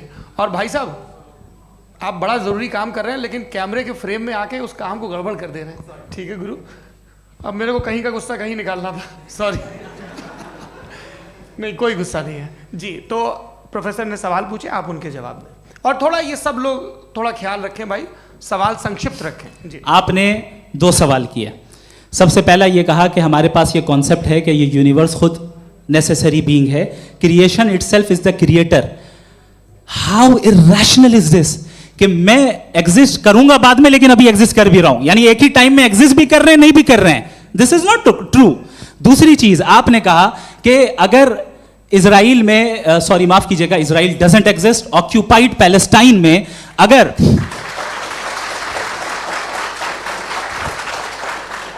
ऑक्यूपाइड पैलेस्टाइन में बच्चों को मारा जा रहा है फ्री विल की वजह से और गॉड नहीं रोक रहा, ये कॉन्ट्राडिक्शन है। ये बताइए कि एक एग्जाम में एक बच्चा गलत आंसर लिख रहा है, सुनिए, एग्जामिनर चाहे तो रोक सकता है, क्यों नहीं रोक रहा है? ये कॉन्ट्राडिक्शन है, ये कॉन्ट्राडिक्शन नहीं है। माइक नहीं सर, ये आपस में जी, ये क्या आपका सवाल? माइक दीजिए। फ्री विल दिया गया है टेस्ट के लिए, अकाउंटेबिलिटी के लिए। अगर फ्री विल नहीं होता तो आप कहते हैं हमें रोबोट बना दिया गया। नॉट मिसरिप्रेजेंट माय पोजीशन, आपकी जो भी पोजीशन, मैं अपनी फ्री विल के नाते, अपने ह्यूमन विजडम के नाते गाजा में हो रही अत्याचार का विरोध करता हूं। बिल्कुल करना चाहिए। आपके हिसाब से मैं गॉड की विजडम का विरोध कर रहा हूं? बिल्कुल नहीं, जो हो रहा है गॉड की, बिल्कुल भी नहीं, बिल्कुल भी नहीं। उसका वहां पर गाजा में कत्ल होना ये इंसानों के गलत इस्तेमाल का नतीजा है, फ्री विल के इस्तेमाल का नतीजा है। गॉड इसका हुक्म नहीं देता, उससे रोकता है। यही तो मसला है ना, आपके लिए कॉन्सेप्ट क्लियर है? नहीं भाई, आपने तो बताया था इंजेक्शन लगाने से बच्चे को तकलीफ होती है, ये इंजेक्शन लगा। सर आप ऐसे रेटोरिक स्टेटमेंट दें तब तो कोई मसला नहीं समझते रहेंगे। This is a rhetoric statement, this is not a logical argument sir. I am sorry. आखिरी 30 मिनट बड़े मुश्किल होने वाले हैं जी। मुफ्ती साहब आगे बैठे हैं, इनको माइक दीजिए। हाँ तरुण, माइक आप अपने पास रखिए, आपको कैमरे का फ्रेम पता है जी। सबसे पहले दोनों को मुबारकबाद। एक सर अपना आप नाम बता दें। आप अमेरिका में शिकागो में रहते हैं, इतना मुझे याद है। बताया आपको, यासिर नदीम अलवाजदी मेरा नाम है। जावेद सर, आपसे एक क्वेश्चन है इन्फिनिट रिग्रेस के ताल्लुक से। एक हाइपोथेटिकल सिनेरियो है, मसलन अगर आप सर माइक थोड़ा सा प्लीज क्लोज रखिए जी। अगर आप शायर इसलिए हैं कि आपके कोई उस्ताद शायर थे, और वो इसलिए शायर थे कि उनके कोई उस्ताद शायर थे, और इसी तरीके से हम माजी में पीछे चलते चलते चले जाएं और कहीं ना रुके, तो माफ कीजिएगा आप कभी शायर नहीं हो सकते। लेकिन आप शायर हैं, आपका शायर एग्जिस्ट करता है, इसका मतलब ये है कि आप कहीं ना कहीं रुके हैं। तो मेरा सवाल ये है कि क्या आप इन्फिनिट रिग्रेस ऑफ कॉजेस को लॉजिकल फैलेसी मानते हैं या नहीं मानते? हाँ या ना? मैं इन्हें लॉजिकल फैलेसी नहीं मानता हूँ, लेकिन मेरा प्रॉब्लम यह है कि जब मैं नहीं मानता हूँ तो I will continue with this logic जो फैलेसी नहीं हो। आप एक जगह रुक जाते हैं जाके, आप कहते हैं ये गेंद कैसे बनी, ये जजीरा कैसे बना, ये समंदर कैसे बना, ये ज़मीन कैसे बनी, और अचानक गॉड पे जाके आपको ब्रेक लग जाता है। एक बार आप सवाल नहीं करते कि भाई इनको बनाने वाला तो इनसे भी कॉम्प्लिकेटेड होगा, वो कैसे बना, उसके बारे में आपने इत्मीनान कर लिया, वो हमेशा से है। तो अगर आप उसे हमेशा से मानते हैं तो फिर ये मान लीजिए कि कायनात हमेशा से है, क्या तकलीफ? फिर हम वजूद में नहीं आते जी है? हम मौजूद नहीं। अच्छा सर क्यों नहीं हो सकते? मैं बताऊंगा प्लीज। जैसे मैंने मिसाल दी आपके शेर, आपका शेर कभी वजूद में ना आता अगर शायर इसी तरह चलते रहते हमेशा जी। माइक मेरे ख्याल से एक सेकंड, इन्फिनिट रिग्रेस का कॉन्सेप्ट क्लियर नहीं हो पाया, ऐसे रहने दें, लेट्स मूव ऑन सर। ठीक है। हाँ थोड़ा सा मॉडरेटर का भी ख्याल रखें। नहीं आपने तो रखा है, आपने रखा है। यहाँ पे गौहर रजा साहब हैं, वो भी एक सवाल पूछना चाहते हैं। माइक नीचे से ऑन कर दिए, नीचे। पहले तो ये कह दूं कि मैं उन बच्चों से शर्मिंदा हूँ जिनको गज़ा में कत्ल किया गया, क्योंकि हमारे होते हुए कत्ल किया गया। लेकिन उससे ज़्यादा शर्मिंदगी इस बात से हुई कि मुझे लगा कि मुफ्ती साहब उसको जस्टिफाई कर रहे हैं। बिल्कुल भी नहीं, आप बहुत ही गलत। मुझे लगा मैं गलत हो सकता हूँ। बिल्कुल गलत। मैं सवाल पूछ रहा हूँ, सवाल मैं देखिए, सवाल अगर पूछ रहा हूँ। एक मैं जावेद भाई से डिसएग्री करता हूँ। एक सेकंड देखिए, अगर देखिए ऐसा, एक सेकंड आप सर, वेट, अरे आप कुछ मेरे पहले मुझे अपनी बात कह लेने दीजिए। अगर ऑडियंस तय करेगी तो फिर मॉडरेटर का मतलब नहीं। मेरा आप सबसे ये कहना है, ये बहस दो लोगों के बीच में है, एक तरफ मुफ्ती साहब, एक तरफ जावेद साहब। पिछले 1.5 घंटे से ये लोग अपने अपने तर्क रख रहे हैं। आपकी इनसे इत्तेफाकी हो सकती है, ना इत्तेफाकी हो सकती है। मेरे उस्ताद मुझे सिखा गए हैं कि मुखामुखम में असहमति की गुंजाइश बची रहनी चाहिए। अगर मैं आपकी बहुत इज्जत करता हूँ गौहर साहब, आपने जो कमाल की किताबें लिखी, साइंटिफिक टेम्परामेंट, लेकिन मेरी ये गुजारिश है आप सबसे कि यदि आप इन लोगों ने जो बोला उन पर टिप्पणियां करेंगे तो ना वक्त की पाबंदी रहेगी, ना वो अनुशासन। आप सवाल पूछ लें, उस सवाल में जो बात आ जाए वो आ जाए। मैं जावेद साहब से डिसएग्री करता हूँ, इसलिए जावेद साहब से सवाल पूछ रहा हूँ। आपका सवाल जावेद अख्तर साहब से। और सवाल ये है मेरा कि जावेद साहब ने कई बार लॉजिक का इस्तेमाल किया कि साइंस में लॉजिक है और रिलीजन में लॉजिक नहीं है। मेरा ख्याल ये है कि रिलीजन में भी लॉजिक है, लेकिन उस लॉजिक की बेसिस ये है कि आप रुक जाते हैं, जिसका जिक्र जावेद साहब ने बार बार किया, यानी खुदा के तसव्वुर पे आते हुए, गॉड के तसव्वुर पे आते हुए रुक जाते हैं। और इसमें सवाल पूछना मतलब फॉरबिडन होता है। सवाल ये है कि क्या जावेद साहब इससे एग्री करते हैं कि साइंस की लॉजिक अलग है और रिलीजन की लॉजिक अलग है? बताइए सर। देखिए, 3 चीज़ें हैं। साइंस है, एक है मंतिक है, इस्तिदलाल है, और एक जो है कुछ भी नहीं है, फेथ है, अकीदा है। मैं अकीदे की लॉजिक का कायल नहीं हूँ। मुझे आप इस्तिदलाल से, लॉजिक से, रीज़न से समझाइए, मैं मानने को तैयार हूँ, मेरा क्या नुकसान होगा। लेकिन ये कि अकीदे पे मैं नहीं जा सकता हूँ। अकीदे का मतलब है कि तुम ये मान लो, सवाल ना करो, ये नहीं। आप सारी बातें करके, बड़ी साइंटिफिक बातें करके एक जगह जाके खुदा के हुदूद पे रुक जाते हैं, सरेंडर कर देते हैं। मैं सरेंडर करने को तैयार नहीं। दैट्स ऑल जी। ये आगे सर बैठे हुए हैं, इनको माइक दीजिए। भाई। वो आप पूछना चाह रहे थे ना भाई? हाँ, नहीं मैं ये, थैंक यू जी। आपका नाम? आसिम इफ्तिखार। आसिम जी, पूछिए। सर, जावेद सर से सवाल है कि आपने अपने क्लोजिंग माइक थोड़ा करीब रखिए। अपने क्लोजिंग स्टेटमेंट में ये बात कही थी कि मज़हब का जो फ्यूचर है वो ज़्यादा दिन नहीं जाने वाला है। लेकिन मैं देख पा रहा हूँ कि जो ऑक्सफोर्ड यूनिवर्सिटी की एक स्टडी है 2011 में हुई है, जिसके 50 एकेडमिशियंस ने इसको अंजाम दिया था, उसमें वो ये कहते हैं कि जो फेथ इन गॉड है वो इनबिल्ट है ह्यूमन नेचर के अंदर, जिसको हम कहते हैं फितरत के अंदर शामिल है वो। और वो ये कहते हैं कि अगर कोई ये समझता है कि मज़हब को वो ख़त्म कर देगा तो ये उसकी गलत फहमी है। तो आप इसके बारे में, इस स्टडीज़ के बारे में क्या कहते हैं? ठीक है। मैं उनसे एग्री नहीं करता हूँ। वो कौन से प्रोफेसर होंगे? ऐसा उनके क्या पास डेटा है, इन्होंने डेटा के बेस होगा। डेटा क्या हो सकता है? फ्यूचर का डेटा तो नहीं हो सकता ना उनके पास। प्रेजेंट का डेटा हो सकता है। डेटा आपने सुना 100 साल पहले का बाद का डेटा? मैंने तो नहीं सुना आज तक। तो आज उनकी ये राय है और होगी राय, ठीक है। दुनिया में तरह तरह की राय है लोग, लेकिन मैं समझता हूँ कि वक्त के साथ इंसान ज़्यादा से ज़्यादा रीज़नेबल और लॉजिकल होता जा रहा है। आज आप देखिए वेस्टर्न यूरोप में क्या परसेंटेज है नॉन बिलीवर्स की, बहुत हाई। वहाँ चर्च खाली पड़े होते हैं। तो अल्टीमेटली तो इंसान कोई ऐसी बात बहुत अरसे तक नहीं मान सकेगा, चाहे गलत या सही, जो उसे, उसके दिमाग को, उसके जहन को, उसकी लॉजिक को अपील न करे। वो कह रहे हैं तो ऑक्सफोर्ड के होंगे तो कैम्ब्रिज के होंगे, तो मुझे क्या लेना देना। उनका डेटा मुस्तकबिल का नहीं हो सकता है। जी। दीपक, हाँ पूछिए। मैं आऊँगा अभी, पीछे की साइड भी आऊँगा, माइक वहीं भेजूंगा 2-3 साल के लिए। जी जावेद साहब, आपसे सवाल है। नमस्ते।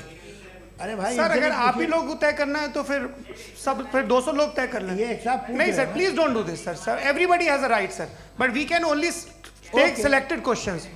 नो सर अरे ये भाई, यंग लोग आराम भी से। हैं तो इनकी ये अब बात उतने यंग, सुनिए। भाई आप यंग हैं कि नहीं हैं? एक मिनट, वो कह रहे हैं वो भी आइए, यंग हैं पूछ रहे ना साहब, भाई। आप उनकी नौजवानी पर दावा उनको ही करने थे। हाँ मुफ्ती साहब आप यंग, हाँ पूछे। अरे भैया सर मेरा सवाल ये है, कुछ इनसे भी तो पूछो। जी नहीं बस आपसे एक सवाल है। जैसे थीस्टो के पास अपने जो ईश्वर को मानते हैं उनके पास अपने सोशल गेट टुगेदर्स हैं, 5 रोज़ा क्रिसमस आने वाला है, होली है, दिवाली है, ईद है। एथिस्ट क्या ऑफर कर रहे हैं? मतलब मैं इनकी दुकान से बोलूं मैं आना चाहता हूं उस तरफ, पर मैं अट्रैक्ट नहीं हो पा रहा हूं। मैं सोशल गेट टुगेदर्स क्या है आपके पास? वो ये कह रहे हैं कि जो धार्मिक लोग हैं, अलग अलग धर्म के लोग, उनके उत्सव त्योहार कॉन्ग्रीगेशन बहुत हैं। अब आपको मैं एक सुनाता हूँ, यहाँ हिस्टोरियन भी बैठे हैं।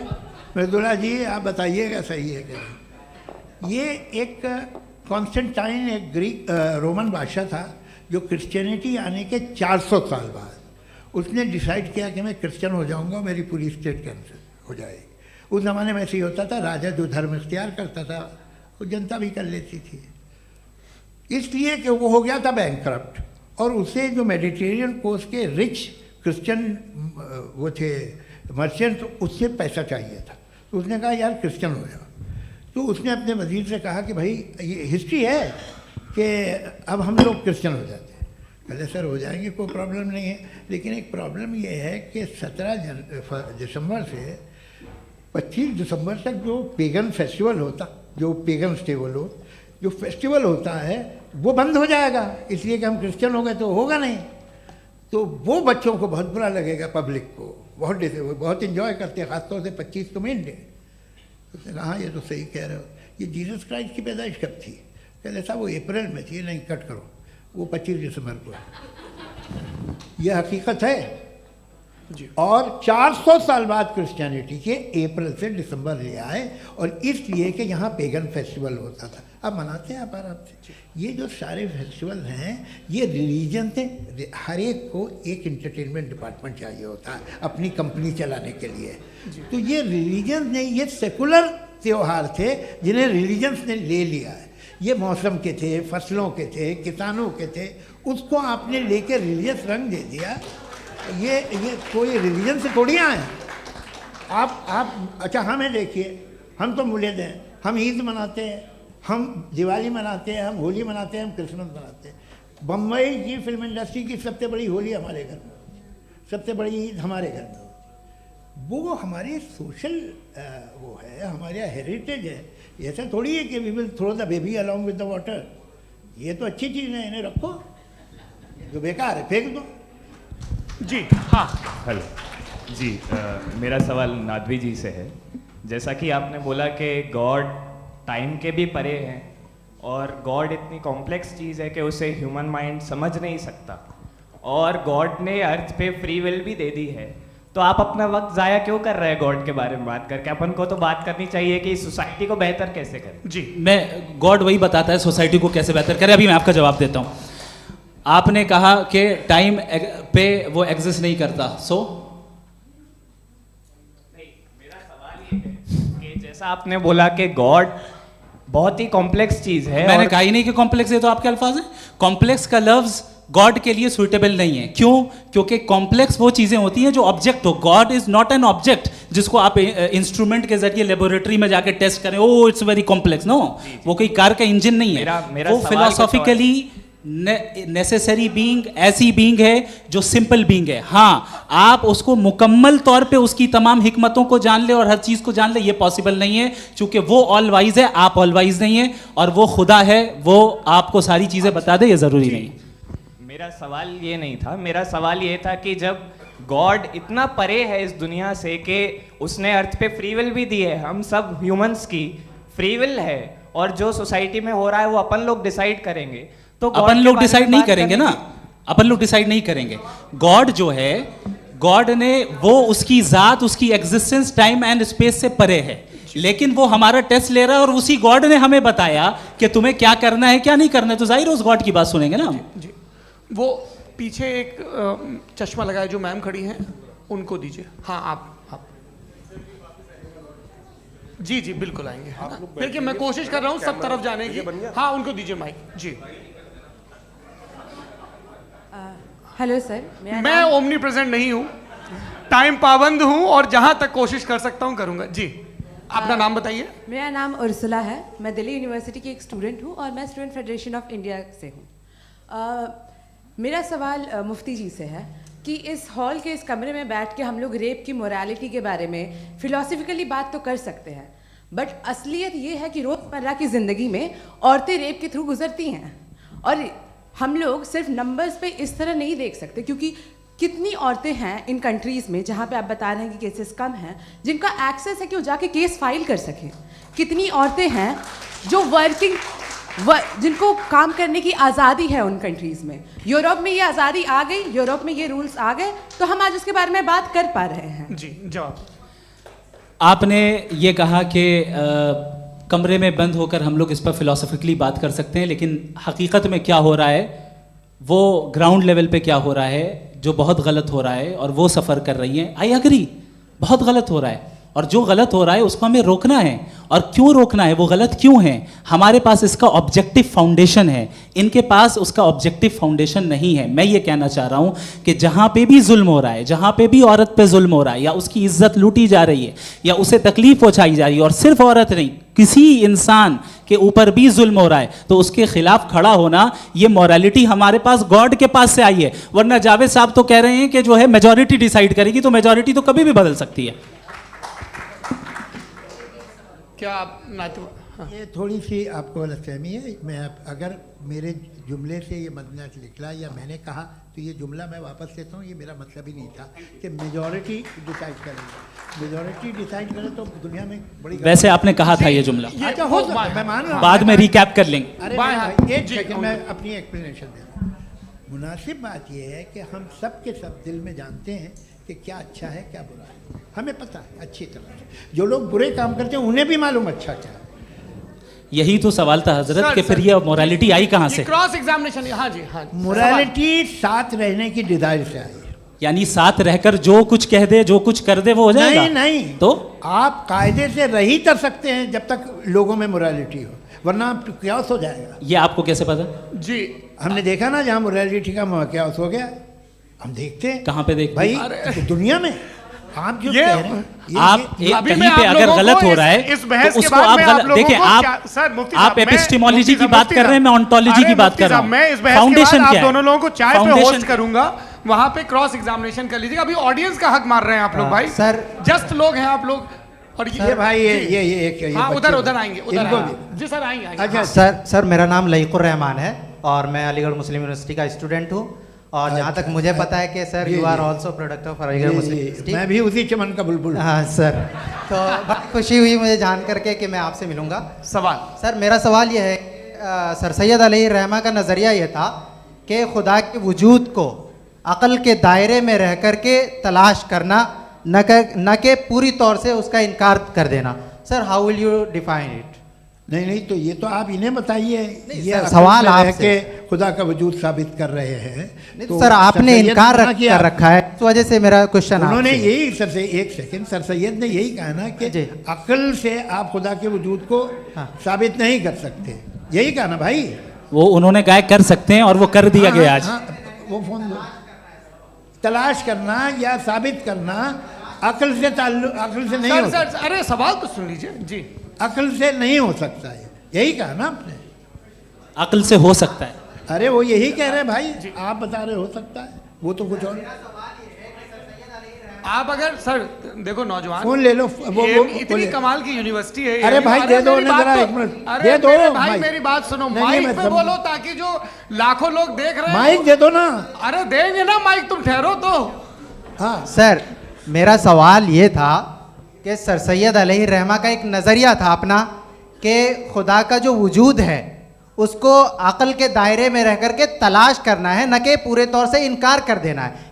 ये उनका कॉन्सेप्ट था। लेकिन मेरा सवाल ये है कि आप इसको कैसे डिफाइन करते हैं, एक्सप्लेन कैसे करेंगे? मैं आपसे जानना चाहता हूँ, क्योंकि you are the product of Aligarh Muslim University. मुझे अक़ल के दायरे में रख के मैंने बहुत तलाश की, मुझे मिला नहीं। हाँ, ये इधर वो चश्मा लगाए जो, हाँ उनको दे दीजिए।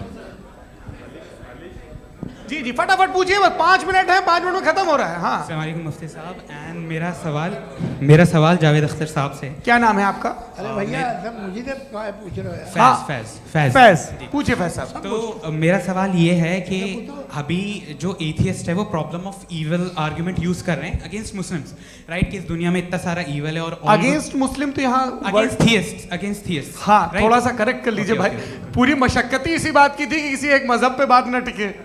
जी, तो बेसिकली ये आर्ग्यूमेंट ऐसा है कि इस दुनिया में इतना ज़्यादा ईवल एग्जिस्ट करता है और अगर एक ऑल गुड गॉड है तो वो रोकता क्यों नहीं है? लेकिन इस सवाल में एक हिडन अजम्पशन ये है कि इस दुनिया में ईवल एग्जिस्ट करता है। अब एथियस्ट ये कैसे ऑन्टोलॉजिकली प्रूव कर सकते हैं कि इस दुनिया में ईवल एग्जिस्ट करता है? मैं आपको बताता हूँ, थोड़ा सा समझा। नहीं सर हम लोग इनको सुनिए। नहीं please don't do that. I want to explain ontologically. नहीं हम समझ गए सर, इनको अब जवाब देने दीजिए। अच्छा सवाल पूछ लो। मैं अभी तक क्या था वो मैं थोड़ा सा ऐड ऑन कर लेता हूँ। तुम गुरु, तो हम जब इसका राउंड 13 करेंगे ना तब तुमको स्टेज पे बिठाएंगे। जी तो हाँ जल्दी से। तो देखिए एथियज्म के हिसाब से सब कुछ रैंडमली बन गया है, सब कुछ एटम्स और मॉलिक्यूल्स है। एक पत्थर में और मुझ में सिर्फ इतना फर्क है कि हम लोग एटम्स और मॉलिक्यूल्स का अलग अलग रीअरेंजमेंट है। अब एक पत्थर को कोई इंसान तलवार से 2 टुकड़ों में काट दे या मुझे, according to atheism it is same. There is no evil and good according to atheism. जी अच्छा, फैज साहब का सवाल ये है कि हाँ कोशिश भी करते तो इससे गलत सवाल नहीं कर पाते।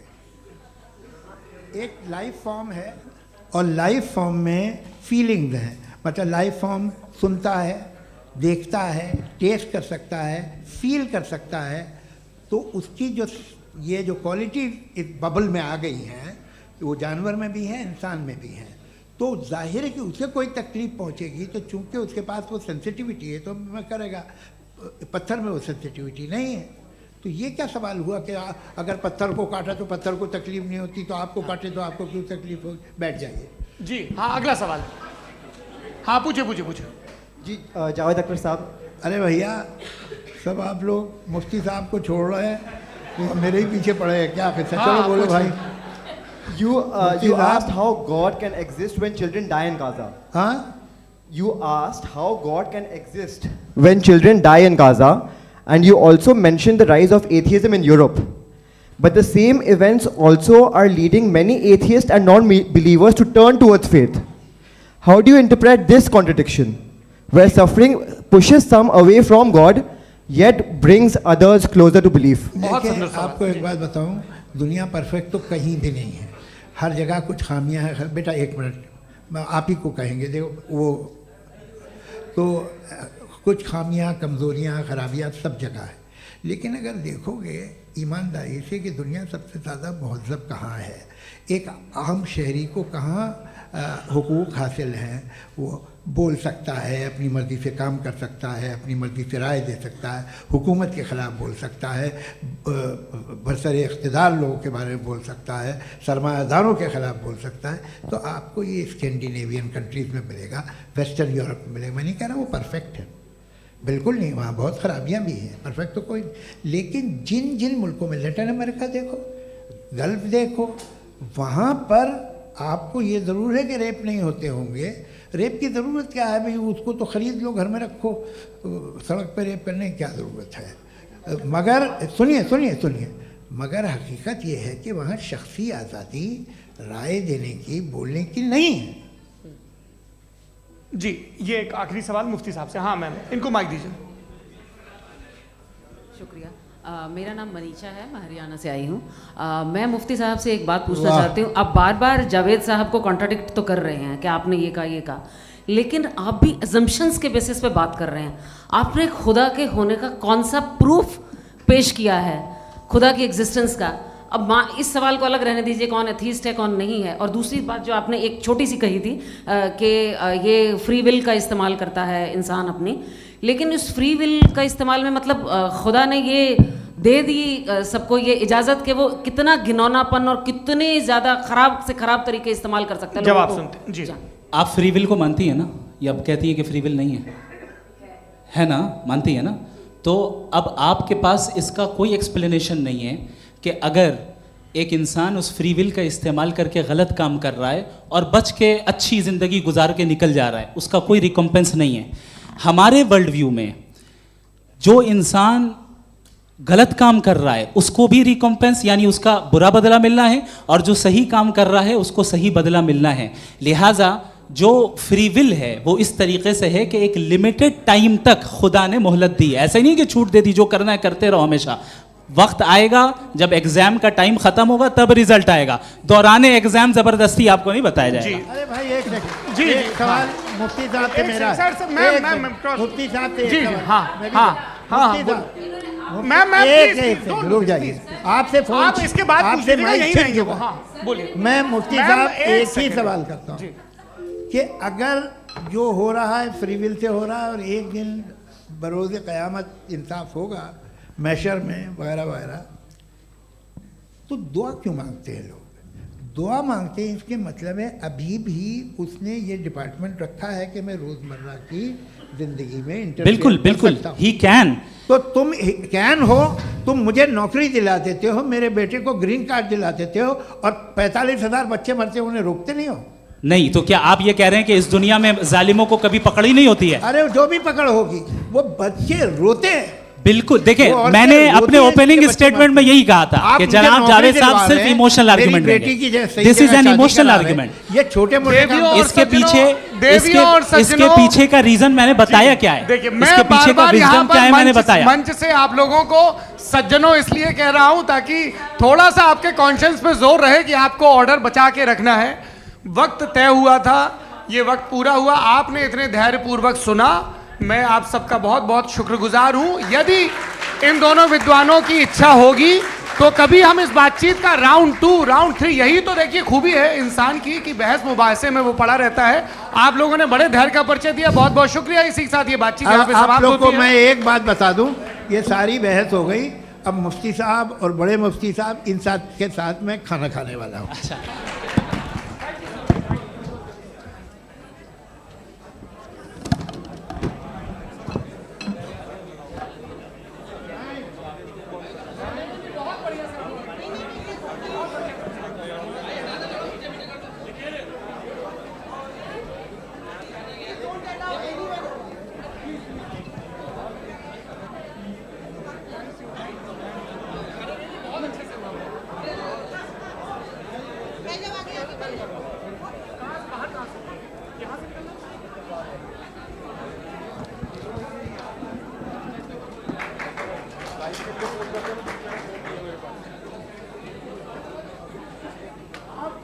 Thank you.